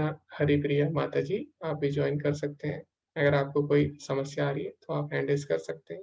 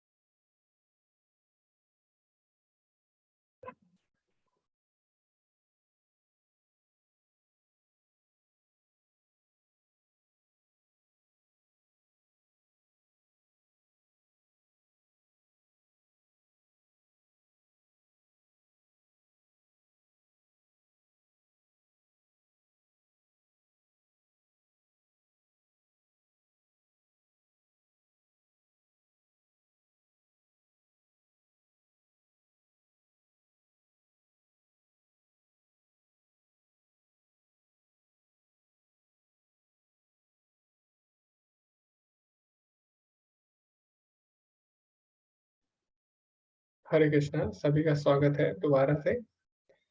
तो सभी ग्रुप में से जो एक प्रतिनिधि अपने ग्रुप के पॉइंट्स रख सकता है, जो उनके ग्रुप में चर्चा हुई, और अपना ग्रुप नंबर आप बता सकते हैं। हरे कृष्णा रितेश प्रभु जी। ओके। जी हरे कृष्णा रितेश प्रभु जी। हरे कृष्ण प्रभु जी। जी हमारे ग्रुप में आरती माता जी, तनुश्री माता जी, ममता मुजादीज हैं। जो हमारे ग्रुप से डिस्कशन निकल के आया है, ये सबसे महत्वपूर्ण बात ये है कि अर्जुन तो एक साधारण पुरुष तो था नहीं, इसके बावजूद उसने अपने प्रामाणिक गुरु के आगे उसने शरणागति की। कार्पण्य दोषे उपतः स्वभाव, यानी वो कंप्लीट उसने सरेंडर कर दिया जब वो असमंजस में आया। तो हमें ये शिक्षा मिलती है गुरु के सामने, अपने प्रामाणिक गुरु के सामने आप अपने जितनी शिक्षा है, अगर आप असमंजस में हैं तो कंप्लीट सरेंडर कीजिए, जी पहला। दूसरा जो मुख्य बात निकल के आई कि गुरु पे इतना दृढ़ निश्चय होना चाहिए कि वही हमारे असमंजस को सही दिशा दे सकता है। और तीसरा जो एक और निकल के आया है हमारे पास, हमारे डिस्कशन में, कि प्रामाणिक गुरु के पास ही हमें जाना चाहिए। तीन मुख्य बातें निकल के आई प्रभु जी। जी धन्यवाद प्रभु जी। आपने अच्छे से अपने पॉइंट्स रखे, अच्छे से आप लोगों ने डिस्कशन किया। आपका ग्रुप नंबर कौन सा था प्रभु जी? ग्रुप नंबर 2 था प्रभु जी। धन्यवाद प्रभु जी। हरे कृष्णा गौरव प्रभु जी। हरे कृष्णा प्रभु जी, धन्यवाद प्रभु जी। मेरे ग्रुप में चेतन ठाकुर प्रभु जी, पल्लवी माता जी, दिगंबर प्रभु जी और मैं। प्रभु जी ग्रुप नंबर याद नहीं है मुझे, शायद 3 था। जी याद। हाँ प्रभु जी, इसमें 2 क्वेश्चन थे कि सिद्धांत क्या निकल के आता है और अपना निजी बताने का है। तो सिद्धांत हमने यही डिस्कस किया प्रभु जी कि जब हमें यह नहीं समझ में आए कि हमें क्या करना है, जब हम असमंजस में हैं, तो 2 सिद्धांत निकल के आए। पहला कि हमें यह स्वीकार करना है कि हमारी बुद्धि सीमित है, और क्योंकि हम 4 हमारे अंदर त्रुटियां हैं, हमें अपने बुद्धि का दास नहीं बनना है, हमें ओवर कॉन्फिडेंस में नहीं आना है कि हम इस समस्या का सॉल्व कर सकते हैं। पहला सिद्धांत। दूसरा सिद्धांत कि हम करें क्या, तो हमें पूर्ण शरणागति करनी है गुरु की। तो गुरु साधु शास्त्र जैसा आप बताते हैं, तो ये 2 सिद्धांत निकल के आए कि जब नहीं समझ में आए तो क्या करना है। तो पहला ये स्वीकार कर लें कि हमारी बुद्धि सीमित है। दूसरा पूर्ण शरणागति से गुरु के शरणागत हो जाए। तो दूसरा आता है कि हमारे निजी इन सिद्धांत से हमारे जो कृष्णा कॉन्शियसनेस में जो हम धीरे धीरे आगे बढ़ रहे हैं, उसमें हमें कैसे सक्सेस मिल रही है, कैसे हम प्रैक्टिस कर रहे हैं, इसको कैसे हम फॉलो कर रहे हैं। तो प्रभु जी सबका यही कहना था कि जैसे पहले हम कोई भी समस्या में पड़ते थे, चाहे भौतिक चाहे आध्यात्मिक, तो हम अपनी बुद्धि लगाना शुरू करते थे, कैसे करें कैसे करें कैसे करें। तो कहीं ना कहीं उससे हमारे अंदर एक अहंकार की भावना बिना जाने उत्पन्न होती थी, क्योंकि हम अपने आप को पूरी तरह सक्षम मानते हैं कि हम कर सकते हैं। पर जब हमने यह सीखा, तो अब हम हरि नाम, क्योंकि हमारे पास जैसे हम ऑनलाइन कर रहे हैं, हर समय हो सकता है हम गुरु के पास नहीं पहुंच पाए, तो मन ही मन हम गुरु के चरण कमलों का ध्यान करते हैं, हम हरि नाम का सहारा लेते हैं, हम भक्तों से बात करते हैं, और हम देखते हैं कि जितना हमने लिमिटेड शास्त्र पढ़े हैं उसमें क्या लिखा है, उसके हिसाब से हम कोशिश करते हैं कि हमारी समस्या का समाधान निकले। कुछ नहीं तो पूरे ध्यान के साथ हरिनाम करते हैं, मतलब शरणागति लेते हैं गुरु की। ऐसा प्रभु जी हमने डिस्कशन में निकाला। जी धन्यवाद प्रभु जी, काफी अच्छे आपने पॉइंट्स रखे। धन्यवाद। हरे कृष्णा। धन्यवाद। जी ओके। तो अभी हम अगले ग्रुप ने क्या निर्णय लिया उस पर भी हम चर्चा करेंगे। हरे कृष्णा प्रभाकर प्रभु जी। हरे कृष्णा प्रभु जी, दंडवत प्रणाम। धन्यवाद प्रणाम प्रभु। प्रभु जी हमारे ग्रुप में पुष्कर प्रभु जी और सनत प्रभु जी और वर्षा माता जी थी, और ग्रुप नंबर मुझे भी याद नहीं है। तो हमने जो डिस्कस करा उसमें अर्जुन तभी तक परेशान थे प्रभु जी जब तक वो भगवान श्री कृष्ण के शरणागत नहीं हुए, जब तक उन्होंने भगवान श्री कृष्ण को अपने गुरु के रूप में धारण नहीं किया। और जब उन्होंने भगवान श्री कृष्ण को अपने गुरु के रूप में धारण किया, तब उनका सारा कंफ्यूजन दूर हो गया। हमें यहाँ से ये शिक्षा मिलता है कि हमें भी अपने बुद्धि के बल पे भगवत भक्ति प्राप्ति का प्रयास नहीं करना चाहिए। अगर हम प्रयास भी करते हैं तो असफल हो जाएंगे। लेकिन जब हम एक प्रमाणिक गुरु के शरणागत हो जाएं, तो हमें भगवत भक्ति की प्राप्ति हो सकती है, इसमें कोई संदेह नहीं है। हरे कृष्णा। जी धन्यवाद प्रभु जी। हरे कृष्णा जी। बहुत ही अच्छे से आपने अपने सभी बिंदुओं को रखा है। हरे कृष्णा वनाली माता जी। हरे कृष्णा प्रभु जी। जी माता जी। सबसे पहला है, जैसा सबने बताया कि जब तक हम लोग अपने जीवन में ये सोचकर चलते हैं कि हर चीज हम खुद कर सकते हैं, तो तब तक हमें कभी भी उसका सॉल्यूशन नहीं मिल पाता है और हम वही कार्पण्य दोष की स्थिति में ही रहते हैं। तो सबसे महत्वपूर्ण है कि हम गुरु को बिल्कुल पूरी तरह से शरणागत हो जाए। तो इसमें अर्जुन तात्पर्य में जो प्रभुपाद जी बता रहे हैं कि अर्जुन जब तक भगवान से मित्रवत व्यवहार कर रहे थे, तब तक भगवान ने भी उन्हें कुछ नहीं कहा, सुनते रहे उनको। उसके बाद जब उस असमंजस की स्थिति में वो पड़ गए और अनिर्णय की स्थिति में आए, तब उन्होंने पूरी तरह से शरण चाहते हुए भगवान को गुरु रूप में स्वीकार किया। तो ये एक बहुत आवश्यक है हम सबके लिए। दूसरा यहाँ पर एक चीज और दी गई है प्रभु जी की, जो कृपण होते हैं, कृपण शब्द आया है तात्पर्य में, कि जो हम लोग अपने समाज, परिवार, देश हित के लिए हम लगे रहते हैं, उसके पीछे हम उलझन में पड़े रहते हैं, तो इससे हम अपना जो वास्तविक उद्देश्य है जीवन का, कृष्ण प्राप्ति या भगवान के धाम को जाना, उसे हम भूल जाते हैं। तो इसके लिए जब तक हम गुरु की शरण में नहीं जाएंगे, हमें सही मार्ग नहीं मिल सकता है। और जहाँ तक हमारे जीवन में कृष्ण भावनामृत के लिए प्रैक्टिस का प्रश्न है, तो मैंने पर्सनली मैं इस पर ये बताना चाहूंगी कि जो मैंने फील किया कि जब तक हम कृष्णा कॉन्शियसनेस में नहीं थे या इस कोर्स में नहीं जुड़े थे, तो छोटी छोटी समस्याओं पे हम लोग थोड़ा सा एंशियस हो जाते थे या उलझन में पड़ जाते थे, क्या करें क्या नहीं करें। लेकिन अब धीरे धीरे जब भक्तों का संग हो रहा है, हम सब ये अध्ययन कर रहे हैं, तो अब ये समझ में आने लगा है और प्रयास करते हैं कि कोई भी समस्या आए तो भगवान की शरणागत हो जाए, भगवान की प्रार्थना करें, गुरु का वंदन करें, गुरु को याद करें और भगवान के ऊपर छोड़ दे जिस स्थिति को, कि ठीक है भगवान देखेंगे, जो होना है वो अच्छा ही करेंगे हमारे लिए। तो कुल मिला के ये निष्कर्ष निकला। हरे कृष्णा। जी धन्यवाद माता जी। हरे कृष्णा। आपने बहुत ही अच्छे पॉइंट्स रखे और अपना अनुभव भी साझा किया, इसके लिए धन्यवाद। तो माता जी ने बिल्कुल सही यहाँ पे एक बिंदु रखा कि यहाँ पे प्रभुपाद जी तात्पर्य में एक और बात यहाँ पे लिख रहे हैं कि हम सभी लोग कहीं ना कहीं इस भौतिक स्तर पर सोचते हैं, हम लोग अपने परिवार की सेवा और भी बाकी जो सेवाएं, समाज सेवा इत्यादि पर हम विशेष ध्यान देते हैं, लेकिन वास्तव में हम अपने परिवार को नहीं बचा सकते, मृत्यु से हम किसी को नहीं बचा सकते। तो वास्तव में हमारे जीवन का उद्देश्य क्या होना चाहिए, इससे ऊपर होना चाहिए, क्योंकि मृत्यु तो जैसे कि यहाँ पे बोला गया है कि दुख तो आने ही आने, इसी तरह मृत्यु भी आनी ही आनी है। तो हमें इससे ऊपर सोचना चाहिए, इससे ऊपर हमें सोचना चाहिए कि हमारे जीवन का उद्देश्य क्या है, कि हम मृत्यु से पहले उसको पूरा कर लें। तो यही बात रूपा जी अपने तात्पर्य में भी लिखते हैं। अभी हम अगले श्लोक की तरफ बढ़ते हैं। हरे कृष्णा। कोई पढ़ना चाहते हैं श्लोक को, आप पढ़ सकते हैं, उसके बाद हम इस पर चर्चा करेंगे। जी वर्षा माता जी। हरे कृष्ण। हरे कृष्ण प्रभु जी।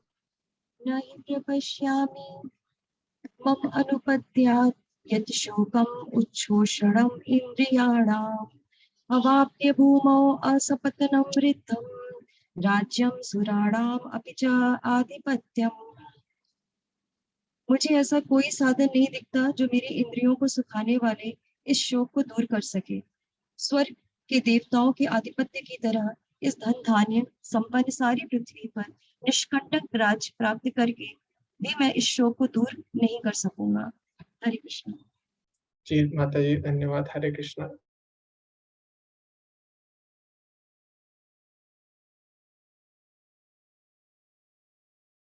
जी क्षमा करें। हरे कृष्ण। तो ये जो श्लोक है ये भी पिछले श्लोक से ही जुड़ा हुआ है, तो इसमें भी जो गुरु की है, गुरु की महत्वता है, उस पे इसकी चर्चा हुई है कि कभी कभी भौतिक संपन्नता होने के बाद भी हम अपने जीवन में आने वाले कष्टों को दूर नहीं कर सकते। जैसे जरूरी नहीं है जिसके पास पैसा हो उसके जीवन में कष्ट नहीं आएंगे।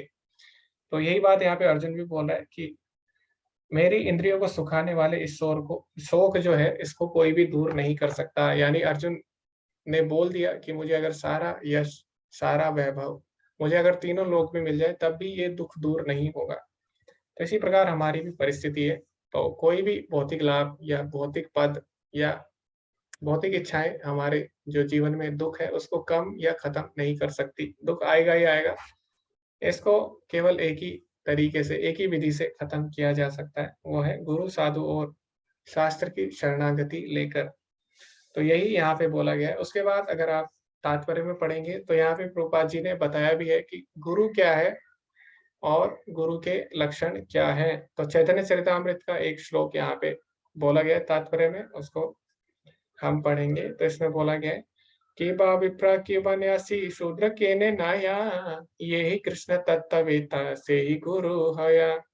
कोई व्यक्ति चाहे विप्र अर्थात वैदिक ज्ञान में दक्ष हो, निम्न जाति में जन्मा शूद्र हो, या कि सन्यासी, यदि वह कृष्ण के विज्ञान में दक्ष यानी कृष्ण तत्ववेता है तो वह यथार्थ प्रमाणिक गुरु है। तो यहाँ पे प्रभुपाद जी प्रमाणिक गुरु की परिभाषा देते हैं कि जो भगवान के बारे में बताता है वही वास्तव में गुरु है, चाहे वो उसका जन्म किसी भी कुल में हुआ हो, चाहे वो कोई भी हो।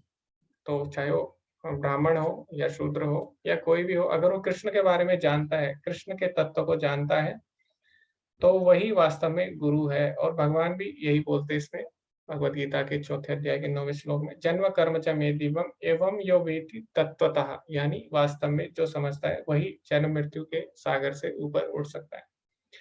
तो इसीलिए भगवान की जो शिक्षाएं हैं, भगवान की जो लीलाएं हैं, नाम रूप, इनको तत्वतः समझना जरूरी है। और क्योंकि जो गुरु होते हैं वो तत्वदर्शी है, तो भगवान बोलते कि 4थे अध्याय में तद्विधि प्रणिपाते हैं परिप्रश्न से भैया उपदेक्षन्ति ते ज्ञानम ज्ञानिनस तत्वदर्शिना। तो गुरु क्या होते हैं? तत्वदर्शी होते हैं, यानी जो कि वास्तव में जो सच्चाई है उसको जानते हैं, परम सत्य को जानते हैं। तो जिन्होंने वास्तव में परम सत्य को जाना है वही लोग हमें परम सत्य के बारे में बता सकते हैं। जिन्होंने भगवान को तत्वतः समझा है वही हमें भगवान के बारे में तत्वतः समझा सकते हैं। तो इसीलिए गुरु की योग्यता क्या होनी चाहिए? जो कि भगवान को तत्वतः समझ सके। तो ये यहाँ पे प्रभुपाद जी लिखते हैं, चैतन्य चरितामृत से आया है कि गुरु की योग्यता क्या होनी चाहिए। और जो चैतन्य चरितामृत है हमें पता है उसमें जितने भी श्लोक है सारे शास्त्रों से, सारे बाकी शास्त्रों से प्रमाणित है। यानी चैतन्य चरितामृत में कोई अपने मन से श्लोक नहीं है, उसमें सारे अन्य शास्त्रों से भी प्रमाणित श्लोक है। तो एक एक श्लोक उसका अन्य शास्त्रों से प्रमाणित है। तो ये जो श्लोक है कि विप्र वाला, ये जो श्लोक है, ऐसी श्लोक कहाँ पे दिया है? ऐसी श्लोक यहाँ पे पद्म पुराण में दिया है। प्रभुपाद जी लिखते हैं, सट कर्म निपुणो विप्रो मंत्र तंत्र विशारदः अवैष्णवो गुरुर्स्याद वैष्णव स्वपचो गुरु। विद्वान ब्राह्मण भले ही वह संपूर्ण वैदिक ज्ञान में पारंगत क्यों न हो, यदि वह वैष्णव नहीं है या कृष्ण भावनामृत में दक्ष नहीं है तो गुरु बनने का पात्र नहीं है। किंतु यदि शूद्र, यदि वह वैष्णव या कृष्ण भक्त है तो गुरु बन सकता है। तो जो भगवान के भक्त होते हैं वो तीनों गुणों और चारों वर्णों से ऊपर होते हैं, क्योंकि जो भगवान है वो भी तीनों गुणों और चारों वर्णों से ऊपर है। तो जब हम भगवान से जुड़ जाते हैं तो हम भी वैष्णव बन जाते हैं, या फिर हम भी 3 गुण और 4 वर्णों से ऊपर उठ जाते हैं। तो यह वही वास्तव में गुरु होता है जो कि भौतिक गुणों से ऊपर है और भगवान के बारे में तत्वतः जानता है। ये प्रभुपाद जी यहाँ पे लिखते हैं। तो यहाँ पे कृपण की परिभाषा जैसे कि माता जी ने भी अभी बताई, तो कृपण वो होता है जो अपने पद का सही से उपयोग नहीं करता। तो यहाँ पे अर्जुन अपने आप को कृपण बोल रहा है, यानी अर्जुन के पास सब कुछ होते हुए भी, सारी विद्याएं होते हुए भी, उसके पास सारी सहायता होते हुए भी, उसे अनेक वरदान, अनेक भौतिक लाभ सब कुछ प्राप्त है, उसके पास अनेक अस्त्र शस्त्र है, लेकिन उसको सही से उपयोग नहीं कर पा रहा। तो ऐसा व्यक्ति जिसके पास सारे संसाधन होते हुए भी जो उसका सही उपयोग नहीं कर पा रहा, उसी अवस्था को कृपण बोला गया है। तो इसीलिए यहाँ पे अर्जुन को कृपण बोला गया है, क्योंकि उसके पास सारा शक्ति, सारा ऐश्वर्य, सब कुछ है, लेकिन फिर भी वो युद्ध करने से मना कर रहा है। और प्रभुपाद जी लिखते हैं यहाँ पे, अर्जुन सोच रहा है कि मैं अब कृपण हो चुका हूँ, भले ही मेरे पास बहुत सारी शक्ति है, फिर भी मैं युद्ध करने से मना कर रहा हूँ, इसीलिए मैं कृपण हूँ। तो स्वीकार करता है इस बात को अर्जुन। तो मेरे पास धन है, तो प्रभुपाद जी यहाँ पे उदाहरण दे रहे हैं, अगर मेरे पास धन है कोई और अगर हम उसको खर्च नहीं करते, तो धन को अगर हम केवल देखते हैं तो क्या वो सही है? नहीं है। तो ऐसी अवस्था कृपण कहलाती है। अगर हमारे पास कोई सामर्थ्य है, उसका हम अगर प्रयोग नहीं करते, तो ये जो अवस्था है ये कृपणता कहलाती है। इसको कृपण दोष कहा गया है। अभी हम आगे के श्लोक पढ़ते हैं और उन पे चर्चा करते हैं। तो कोई पढ़ना चाहता है हैंड रेज कर सकते हैं। हरे कृष्णा संत पूजी। हरे कृष्णा। जी। संजय उवाच एवं मुक्ता ऋषिकेशं गूढकेशः परन्तपः न युतस्वमिति गोविंदम उक्त्वा कृष्ण भावार्थ। संजय ने कहा, इस प्रकार कहने के बाद शत्रुओं का दमन करने वाला अर्जुन कृष्ण से बोला, हे गोविंद, मैं युद्ध नहीं करूंगा, और चुप हो गया। हरे कृष्ण। हरे कृष्णा। तो इस श्लोक के बाद हम अगले श्लोक को करते हैं। हरे कृष्णा दिगंबर प्रभु जी, आप पढ़ सकते हैं अगला श्लोक। हरे कृष्ण।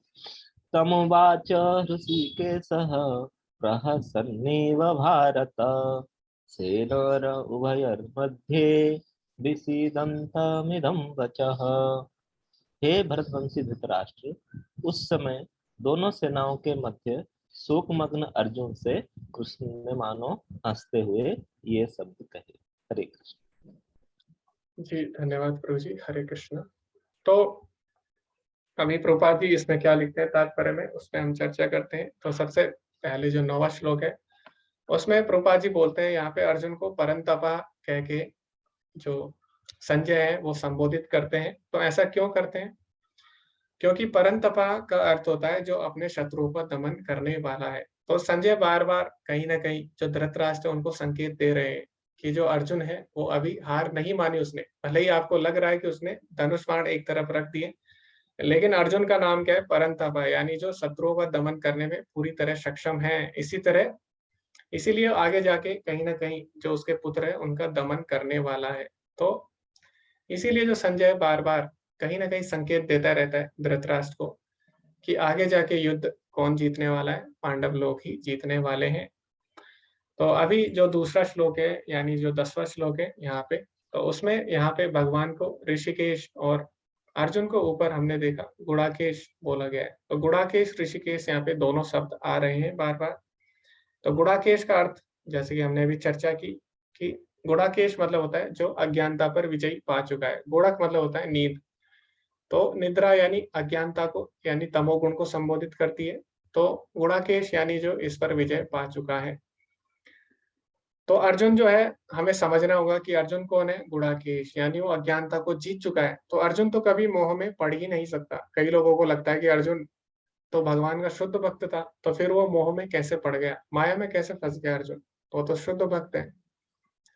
तो हमें समझना चाहिए कि अर्जुन गुड़ाकेश है, यानी वो कभी भी माया में, यानी वो अज्ञानता में नहीं फंस सकता। भगवान का शुद्ध भक्त है और भगवान का नित्य पार्षद है। भगवान बोलते भी है 4थे अध्याय में अर्जुन को, बहुनी में व्यतीतानि जन्मानि तब चार्जुना तान्यम वेद सर्वाणि न तम वेद परंतपा। कि अर्जुन, मैं और तुम अनेकों अनेक बार इस धराधाम पर आ चुके हैं और मुझे सब कुछ याद है, लेकिन तुम्हें कुछ भी ज्ञात नहीं है। क्यों? क्योंकि अर्जुन जो है भगवान का नित्य सखा है। तो अर्जुन कोई साधारण व्यक्ति नहीं है, भगवान का नित्य पार्षद है। इसीलिए वो कभी भी माया में नहीं पड़ सकता, मोह में नहीं फंस सकता। इसीलिए उसको गुड़ाकेश कहकर बुलाया गया। तो फिर अब प्रश्न ये उठता है कि फिर अर्जुन मोह में कैसे पड़ गया? क्योंकि अर्जुन का नाम तो गुड़ाकेश है। तो अर्जुन मोह में कैसे फंसा? इसीलिए फंसा क्योंकि भगवान का नाम भी ऋषिकेश है। तो ऋषिकेश मतलब होता है इंद्रियों का स्वामी। तो भगवान क्योंकि इंद्रियों के स्वामी है, इंद्रियों को नियंत्रित कर सकते हैं, इसीलिए उन्होंने क्या किया? अर्जुन की इंद्रियों को नियंत्रित किया, अर्जुन को मोह में डाला, ताकि जो भगवत गीता है उसका संदेश हम तक पहुंच सके। तो ये काम केवल भगवान ही कर सकते हैं, क्योंकि भगवान ही सबकी इंद्रियों के स्वामी हैं। इसलिए उनका नाम क्या है? ऋषिकेश। तो हमें लगता है हम अपनी इंद्रियों के स्वामी हैं। तो लोगों को यही लगता है कि जैसे मेरा हाथ है तो मैं इसको हिला रहा हूँ, ये मेरे वश में है, तो मैं इसका स्वामी हूँ। मेरी आंखें, मेरी मर्जी है जब मैं देखूं, जब मैं ना देखूं। तो और मेरा मुंह है, जब मैं बोलूं, जब ना बोलूं। तो लोगों को लगता है कि हम इंद्रियों के स्वामी है, लेकिन ऐसा नहीं है। वास्तव में इंद्रियों के स्वामी भगवान है। कैसे? जैसे कि मान लीजिए अभी आप एक कमरे में हैं, वहां पे क्या है? कमरे में एक लाइट का बल्ब है, तो आप इसको ऑन कर सकते हैं, ऑफ कर सकते हैं। तो अभी आपको लगेगा मैं इसको नियंत्रित कर रहा हूँ, मैं इसका नियंत्रता हूँ। लेकिन अगर मेन जो पावर सप्लाई है वहीं से अगर लाइट चली जाए तो आप फिर कितना भी बटन ऑन ऑफ करो ये ऑन नहीं होगा, ना ये ऑफ होगा। ठीक है, तो अगर मेन पावर सप्लाई से पावर काट दी जाए तो आपके नियंत्रण से ये बाहर हो जाएगा। इसी प्रकार हमारी इंद्रियां हैं, हमें लगता है कि हमारे नियंत्रण में है, लेकिन ये सूक्ष्म नियंत्रण है। वास्तव में जो परम जो नियंता है या जो नियंत्रित करते हैं सभी कारणों के कारण, वो कौन है? भगवान श्री कृष्ण है। इसीलिए उनका नाम ऋषिकेश है। उन्होंने ये विशेष व्यवस्था की जिससे कि भगवत गीता का ज्ञान हम तक पहुंच सके। तो जब भगवान अर्जुन के रथ को बीच में खड़ा कर देते हैं, अर्जुन मोह की अवस्था में आ जाता है। उसके बाद भगवान, अभी क्योंकि भगवत गीता बोलने वाले अगले श्लोक से, तो इसीलिए यहाँ पे भगवान हंसते हैं। यहाँ पे आप देख सकते हैं रूपा जी क्या लिखते हैं, कृष्ण ने मानो हंसते हुए ये शब्द कहे। तो भगवान हंसे क्यों? तो क्योंकि उनका मित्र तो मोह में आ गया और असमंजस की स्थिति में। तो ऐसे में तो भगवान को भी गंभीर होना चाहिए था, लेकिन भगवान हंसे क्यों? क्योंकि ये भगवान ही कर रहे हैं, ये भगवान की एक लीला है जिससे कि भगवद गीता का ज्ञान हम तक पहुंच सके। इसीलिए भगवान यहाँ पे हंसते हुए ऐसा दिखाते हैं। तो आगे भगवान आरंभ करते हैं बोलना। अभी जो भगवद गीता का ज्ञान है वो आरंभ हो रहा है। तो भगवान यहाँ से आरंभ करते हैं। सबसे पहले अर्जुन को डांटते हैं, क्योंकि गुरु जो होता है, गुरु का काम क्या होता है? गुरु का काम ये नहीं होता कि शिष्य की क्या करे, वो प्रशंसा करे। गुरु का काम होता है शिष्य में दोष ढूंढना। और दोष क्यों ढूंढना? ताकि वो सुधार कर सके अपने जीवन में। तो सबसे पहले जो भगवान है गुरु का पद लेते हैं और सबसे पहले अर्जुन को डांट लगाते हैं। तो क्या बोलते हैं डांट में, वो हम अगले श्लोक में पढ़ेंगे। हरे कृष्णा। रितेश प्रभु जी, आप पढ़ना चाहते हैं तो आप पढ़ सकते हैं। श्री भगवानुवाच अशोचयानन्वशोचस्त्वं प्रज्ञावादांश्च भाषसे गताशून गताशुश्च नानुशोचन्ति पंडितः। भावार्थ, श्री भगवान ने कहा, तुम पंडिताई पूर्ण वचन कहते हुए उनके लिए शोक कर रहे हो जो शोक करने योग्य नहीं है। जो विद्वान होते हैं वे न तो जीवित के लिए न ही मृत के लिए शोक करते हैं। हरे कृष्ण। हरे कृष्णा प्रभु जी, धन्यवाद। तो यहाँ पे प्रभुपाद जी लिखते हैं अपने तात्पर्य में कि भगवान सबसे पहले अर्जुन को डांटते हैं कि तुम्हें लग रहा है कि तुम बहुत ही अच्छी बातें कर रहे हो, यानी तुम्हें लग रहा है कि तुम्हारी बुद्धि ज्यादा श्रेष्ठ है। तो इसीलिए भगवान क्या कर रहे हैं, अर्जुन को डांटते हैं कि कोई अगर सुनेगा कि तुम्हारी बातें, तो उसको लगेगा तुम बहुत बड़े विद्वान हो। क्योंकि कोई भी अगर अर्जुन की बातें सुनेगा, अर्जुन ने जो कारण दिए हैं, अगर कोई व्यक्ति इस पे गहराई से ना सोचे तो उसको लगेगा कि अर्जुन ने जो कारण दिए बिल्कुल सही है। और हो सकता है अगर अर्जुन आज ये कारण देता हमारे सामने और अर्जुन पूरी सभा के सामने अगर ये कारण देता, तो हो सकता था कि लोग उस पर तालियां भी बजाते कि अर्जुन ने बहुत अच्छी बात बोली है। लेकिन भगवान ऐसा नहीं करते। गुरु कभी भी ऐसा नहीं करता कि शिष्य गलती करे और वो तालियां बजाए। गुरु क्या करता है, शिष्य की कमियां ढूंढता है और उसको डांटता है। तो भगवान ने तालियां नहीं बजाई जब अर्जुन ने 5 कारण दिए कि तुमने बहुत अच्छे कारण दिए। भगवान ने उनको डांटा अर्जुन को, और सही कारण अर्जुन के सामने रखे, और जो अर्जुन के कारण थे युद्ध ना करने के, उनका एक एक करके भगवान ने खंडन भी किया। तो प्रभुपाद जी यहाँ पे यही लिखते हैं, अर्जुन का तर्क था कि राजनीति या समाज नीति की अपेक्षा धर्म को अधिक महत्व मिलना चाहिए, किंतु उसे यह ज्ञात न था कि पदार्थ और आत्मा तथा परमेश्वर का ज्ञान धार्मिक सूत्रों से भी अधिक महत्वपूर्ण है। तो इस प्रकार यहाँ पे प्रभुपाद जी लिखते हैं कि जो आध्यात्मिक ज्ञान है वास्तव में वो सबसे ऊपर है। तो अर्जुन अभी किसके बारे में सोच रहा है? अपने परिवार, अपने लाभ, अपने आनंद के बारे में सोच रहा है। लेकिन हमें वास्तव में आध्यात्मिक ज्ञान की तरफ जाना चाहिए और उसी से हम सही निर्णय जीवन में ले पाएंगे। तो अभी कल से भगवान आध्यात्मिक ज्ञान का जो आधार है वो क्या है? हम लोग शरीर नहीं है, हम आत्मा है।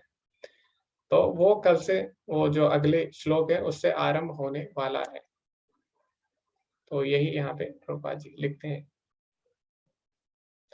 ओके, तो इसी के साथ ये जो आज का सत्र है ये समाप्त हो चुका है। अभी हम चर्चा करेंगे कि जो ओपन बुक ऐसे क्वेश्चंस हैं वो कैसे करने, और असाइनमेंट भी ग्रुप में शेयर कर दिए जाएंगे। तो ओपन बुक जो क्वेश्चन होते हैं उसमें आपको सबसे पहले, आप जब क्वेश्चन करेंगे तो उसमें आपको कुछ जगह छोड़नी है ताकि जो चेक कर रहे हैं वो अपने कमेंट उसमें डाल सके।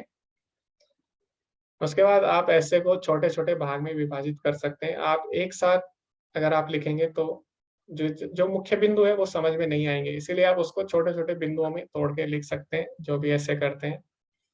और आप एक सही तरीके से उसको क्रमबद्ध रूप में लिख सकते हैं, और उसमें शुरू में आरंभ में आप उसके इंट्रोडक्शन यानी उसके विषय में बताएं, और अंत में उसका निर्णय क्या है, कंक्लूजन, वो भी आप उसमें बता सकते हैं। फिर यहाँ पे बोला गया है कि आपको एकदम प्रिसाइज तरीके से उसको लिखना है बातों को, यानी आपको ज्यादा उसको घुमाना नहीं है, ज्यादा उसमें इधर उधर का नहीं लिखना, पॉइंट टू पॉइंट होना चाहिए और उसी से रिलेवेंट होना चाहिए, उसी के संबंध में होना चाहिए जो पूछा गया है।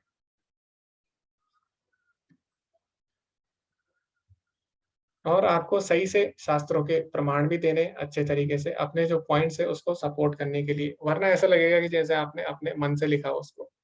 तो जब तक आप शास्त्रों का प्रमाण नहीं देते तब तक जो बात है वो कोई उससे कन्विंस नहीं होगा आसानी से। क्यों? क्योंकि सबको लगेगा आपने अपने मन से लिखा है। इसीलिए शास्त्रों के प्रमाण देते रहना चाहिए। इसलिए हम देखते हैं प्रभुपाद जी ने भी जब भगवत गीता पे जब जो टीका दी है, टिप्पणी दी है, उसमें भी प्रभुपाद जी हर जगह कोई अगर बात बोलते हैं उसके बाद एक श्लोक भी लिखते हैं।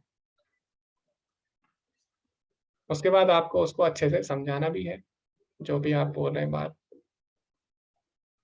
ओके, तो आप प्रभुपाद जी के परपट से भी रेफरेंस दे सकते हैं अच्छे से, किसी वर्ष से, या प्रभुपाद जी का अगर कोई लेक्चर आपने सुना, या अगर डिवोटीज के कोई आप लेक्चर सुनते हैं तो उससे भी आप दे सकते हैं।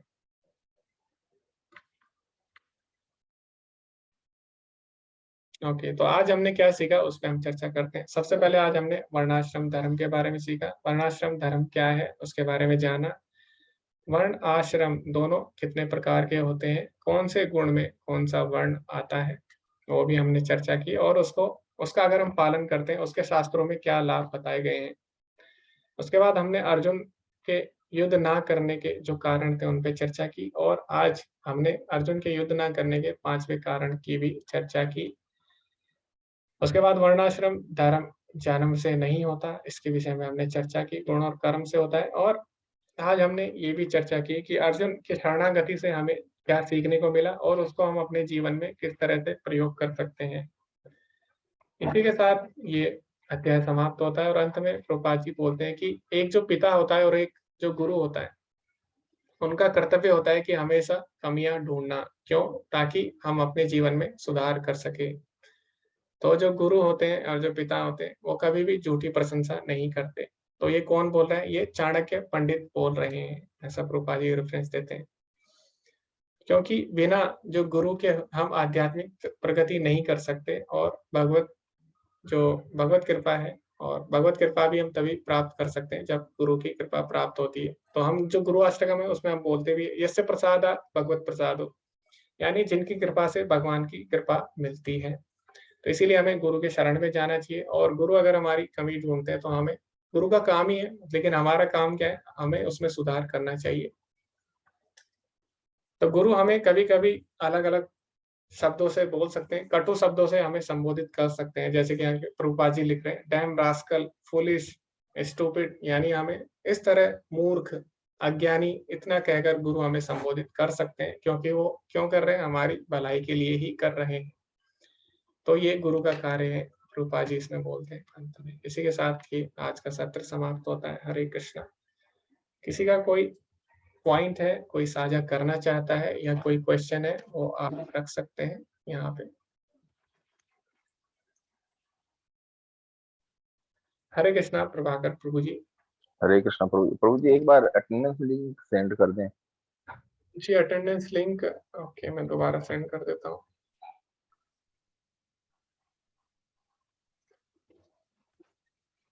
जी, आप तक आ गई होगी। ओके, सॉरी, जो वनाली माता जी थी उनको मैंने को होस्ट नहीं बनाया था, इसीलिए जो अटेंडेंस लिंक है वो मेरे तक ही आ पाया, पूरे ग्रुप में नहीं आ पाया था। धन्यवाद प्रभु जी, सनत प्रभु जी, धन्यवाद। हरे कृष्णा। तो किसी का कोई प्रश्न नहीं है तो हम इसको यहीं पे समाप्त कर सकते हैं, या कोई किसी को अगर कोई पॉइंट रखना है अपना, आप रख सकते हैं। हमारे पास अभी 10 मिनट है। हरे कृष्णा वर्षा माता जी। हरे कृष्ण प्रभु जी।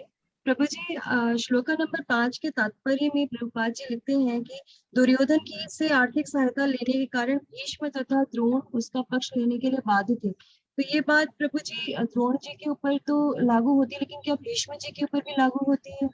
जी माता जी, भीष्म जी के ऊपर भी लागू होती है, क्योंकि भीष्म ने प्रतिज्ञा ली थी कि मैं कभी भी राजा नहीं बनूंगा, जो राजा होगा मैं उनकी सेवा करूंगा, उनको सपोर्ट करूंगा। तो इसी तरह उन्होंने खुद ये स्वीकार किया था कि वो राजा पे निर्भर रहेंगी। उन्होंने खुद ही स्वीकार किया था, उन्होंने भीष्म प्रतिज्ञा ली थी इसके लिए। जी प्रभु जी, ये तो पता है, लेकिन आर्थिक सहायता लेने के कारण लिखा हुआ था, इसलिए मुझे थोड़ा सा डाउट हो रहा था। जी माता जी, क्योंकि भीष्म जो थे वो भी भगवान के भक्त हैं, लेकिन क्योंकि वो प्रतिज्ञा ले चुके हैं और ले चुके थे, तो अपनी प्रतिज्ञा का पालन करने के लिए और आर्थिक सहायता के लिए भी निर्भर थे। क्योंकि अब भीष्म क्योंकि राजा नहीं है ना, तो राजा ही होता है जो इंडिपेंडेंट होता है प्रजा में। तो बाकी लोग राजा पर ही आश्रित होते हैं, विशेषकर जो राजा के जो पार्षद होते हैं या जो मंत्री होते हैं। तो भीष्म क्या होते हैं, उनके सेनापति है। तो सेनापति किस पे निर्भर रहता है? राजा पे निर्भर रहता है आर्थिक सहायता के लिए। ठीक है, धन्यवाद प्रभु जी। हरे कृष्ण। जी, तो यही कारण नहीं है, और भी कारण है। तो ऐसा नहीं है कि केवल आर्थिक सहायता के लिए वो निर्भर थे, और भी कारण है। लेकिन यहाँ पे जो आर्थिक सहायता है उसको मुख्य कारण बताया गया है, रूपा जी ने ऐसा बताया। हरे कृष्णा अलका माता जी। हरे कृष्णा प्रभु जी।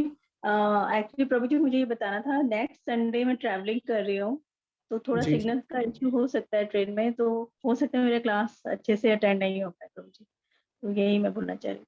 जी माता जी, तो आप प्रयास करिए, और नहीं होती तो आप रिकॉर्डिंग देख सकते हैं माता जी जी प्रभु जी, धन्यवाद प्रभु जी। जी। माता जी, हरे कृष्ण, धन्यवाद। ओके ममता माता जी को आज का सेशन काफी पसंद आया। हरे कृष्णा। तो किसी का कोई प्रश्न नहीं है तो हम आज का सत्र समाप्त कर सकते हैं। अगर किसी को कुछ शेयर करना है, कोई पॉइंट, तो आप कर सकते हैं।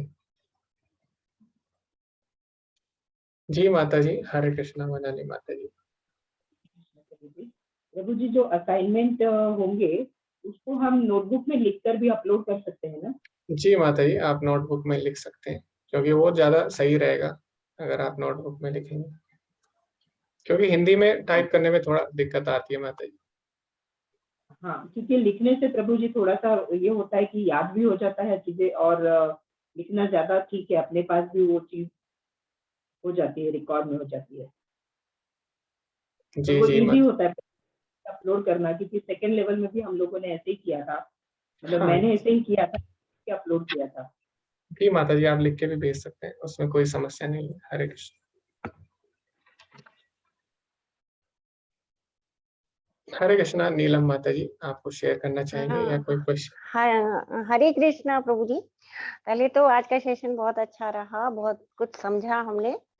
और दूसरा, ये असाइनमेंट कब मिलेंगे, और क्या कोई होमवर्क है जिसको हम कर सकते हैं, मतलब एक सप्ताह तक जो कुछ क्या करेंगे, थोड़ा सा वो हमें थोड़ा गाइड करिए। जी माता जी, मैं पहले भी बोल चुका हूँ, मैंने पहले भी बोला था कि आप लिस्ट बनाइए कौन कौन से योद्धाओं का नाम आया है इसमें। जी। तो वो तो अभी तक किसी ने बताया नहीं है, तो जब तक वो आप नहीं करेंगे तब तक आगे हम कैसे बढ़ेंगे माता जी। तो अभी किसी ने उससे चर्चा ही नहीं की है माता जी, तो अगर कोई करता है फिर तो हम आगे की सोचेंगे। तो हम अगली बार इस पर चर्चा करेंगे, क्योंकि लिख तो लिए थे हमने, लेकिन हमारी बात ही नहीं हुई थी जी इस जी विषय पे। तो फिर हम अगली बार पहले इसी पर चर्चा करें, फिर सेकंड हमको मिलेगा। जी माता जी। ठीक ठीक है, ठीक है, तो अगली बार पहले इसी की चर्चा कर लेंगे। जी है। हरे कृष्णा प्रभु जी। जी, बाकी असाइनमेंट कहाँ सबमिट करने हैं और कौन कौन से क्वेश्चन और भी क्वेश्चन आंसर हैं, तो मैं अभी जो मेन एडमिन है भक्ति शास्त्री के, उनसे बात करूंगा। और असाइनमेंट के बारे में मेरे को भी अभी ज्यादा जानकारी नहीं है, तो मैं उनसे लेके आपको सेंड कर दूंगा ग्रुप में। जी आरती माता जी, धन्यवाद आपका। वनाली माता जी। ओके, हरे कृष्णा। वनाली माता जी, आप कुछ बोलना चाहते हैं? हरे कृष्णा प्रभु जी, जो आपने योद्धाओं की सूची बनाने के लिए बोला था, उनके बारे में कुछ कुछ वो हम लोगों ने किया था प्रभु जी, डिस्कस किया था और बनाया भी है, तो वो जी कैसे शेयर करना है, क्या करना है, वो आप बता दीजिएगा। जी जी जी जी माता जी। ओके जी, हरे कृष्णा। तो हरे कृष्णा पुष्कर प्रभु जी। हरे कृष्णा। प्रभु जी वही कह रहा था, ये हमने ग्रुप में डिस्कस भी किया और सारे लिखे भी हैं और मैंने एक्सेल में उनको डाला भी है। तो ये आपको शेयर करना है या आप अभी आज्ञा दे तो मैं दिखा भी सकता हूँ जी स्क्रीन जी शेयर करके। जी प्रभु जी, अभी आप सभी शेयर कर दीजिए। और मैं कहाँ पे शेयर करना है, मतलब लिंक मैं आपको भेज दूंगा, क्योंकि असाइनमेंट का शायद अलग कोई चेक करेगा, या फिर मैं उनसे पता करूंगा असाइनमेंट का मतलब क्या है, उसके किसको सबमिट करना है और कब तक सबमिट करना है और कितने असाइनमेंट करने होंगे। क्योंकि अभी मेरे को इसके बारे में ज्यादा जानकारी नहीं है प्रभु जी, तो मैं जानकारी इकट्ठा करके आपको असाइनमेंट भेज दूँ। तो आप फिर एक साथ दे देना प्रभु जी सारे असाइनमेंट, ठीक है? जी जी, हरे कृष्ण। ओके, तो समय हो चुका है, अभी हम आज का जो सत्र है उसको यहीं पे विराम देते हैं। आप सभी का धन्यवाद अंत तक जुड़े रहने के लिए। इस तरह हम लोग रूपा जी के तात्पर्य पढ़ेंगे और उस पर हम चर्चा करेंगे, तो हमें इस कोर्स में इतना ही करना है। वाञ्छाकल्पतरुभ्यश्च कृपा सिन्धुभ्येव च पतितनां पावनेभ्यो वैष्णवेभ्यो नमो नमः। अनंत कोटि वैष्णव वृंद की जय, श्रील प्रभुपाद की जय। हरे कृष्णा। धन्यवाद सभी का।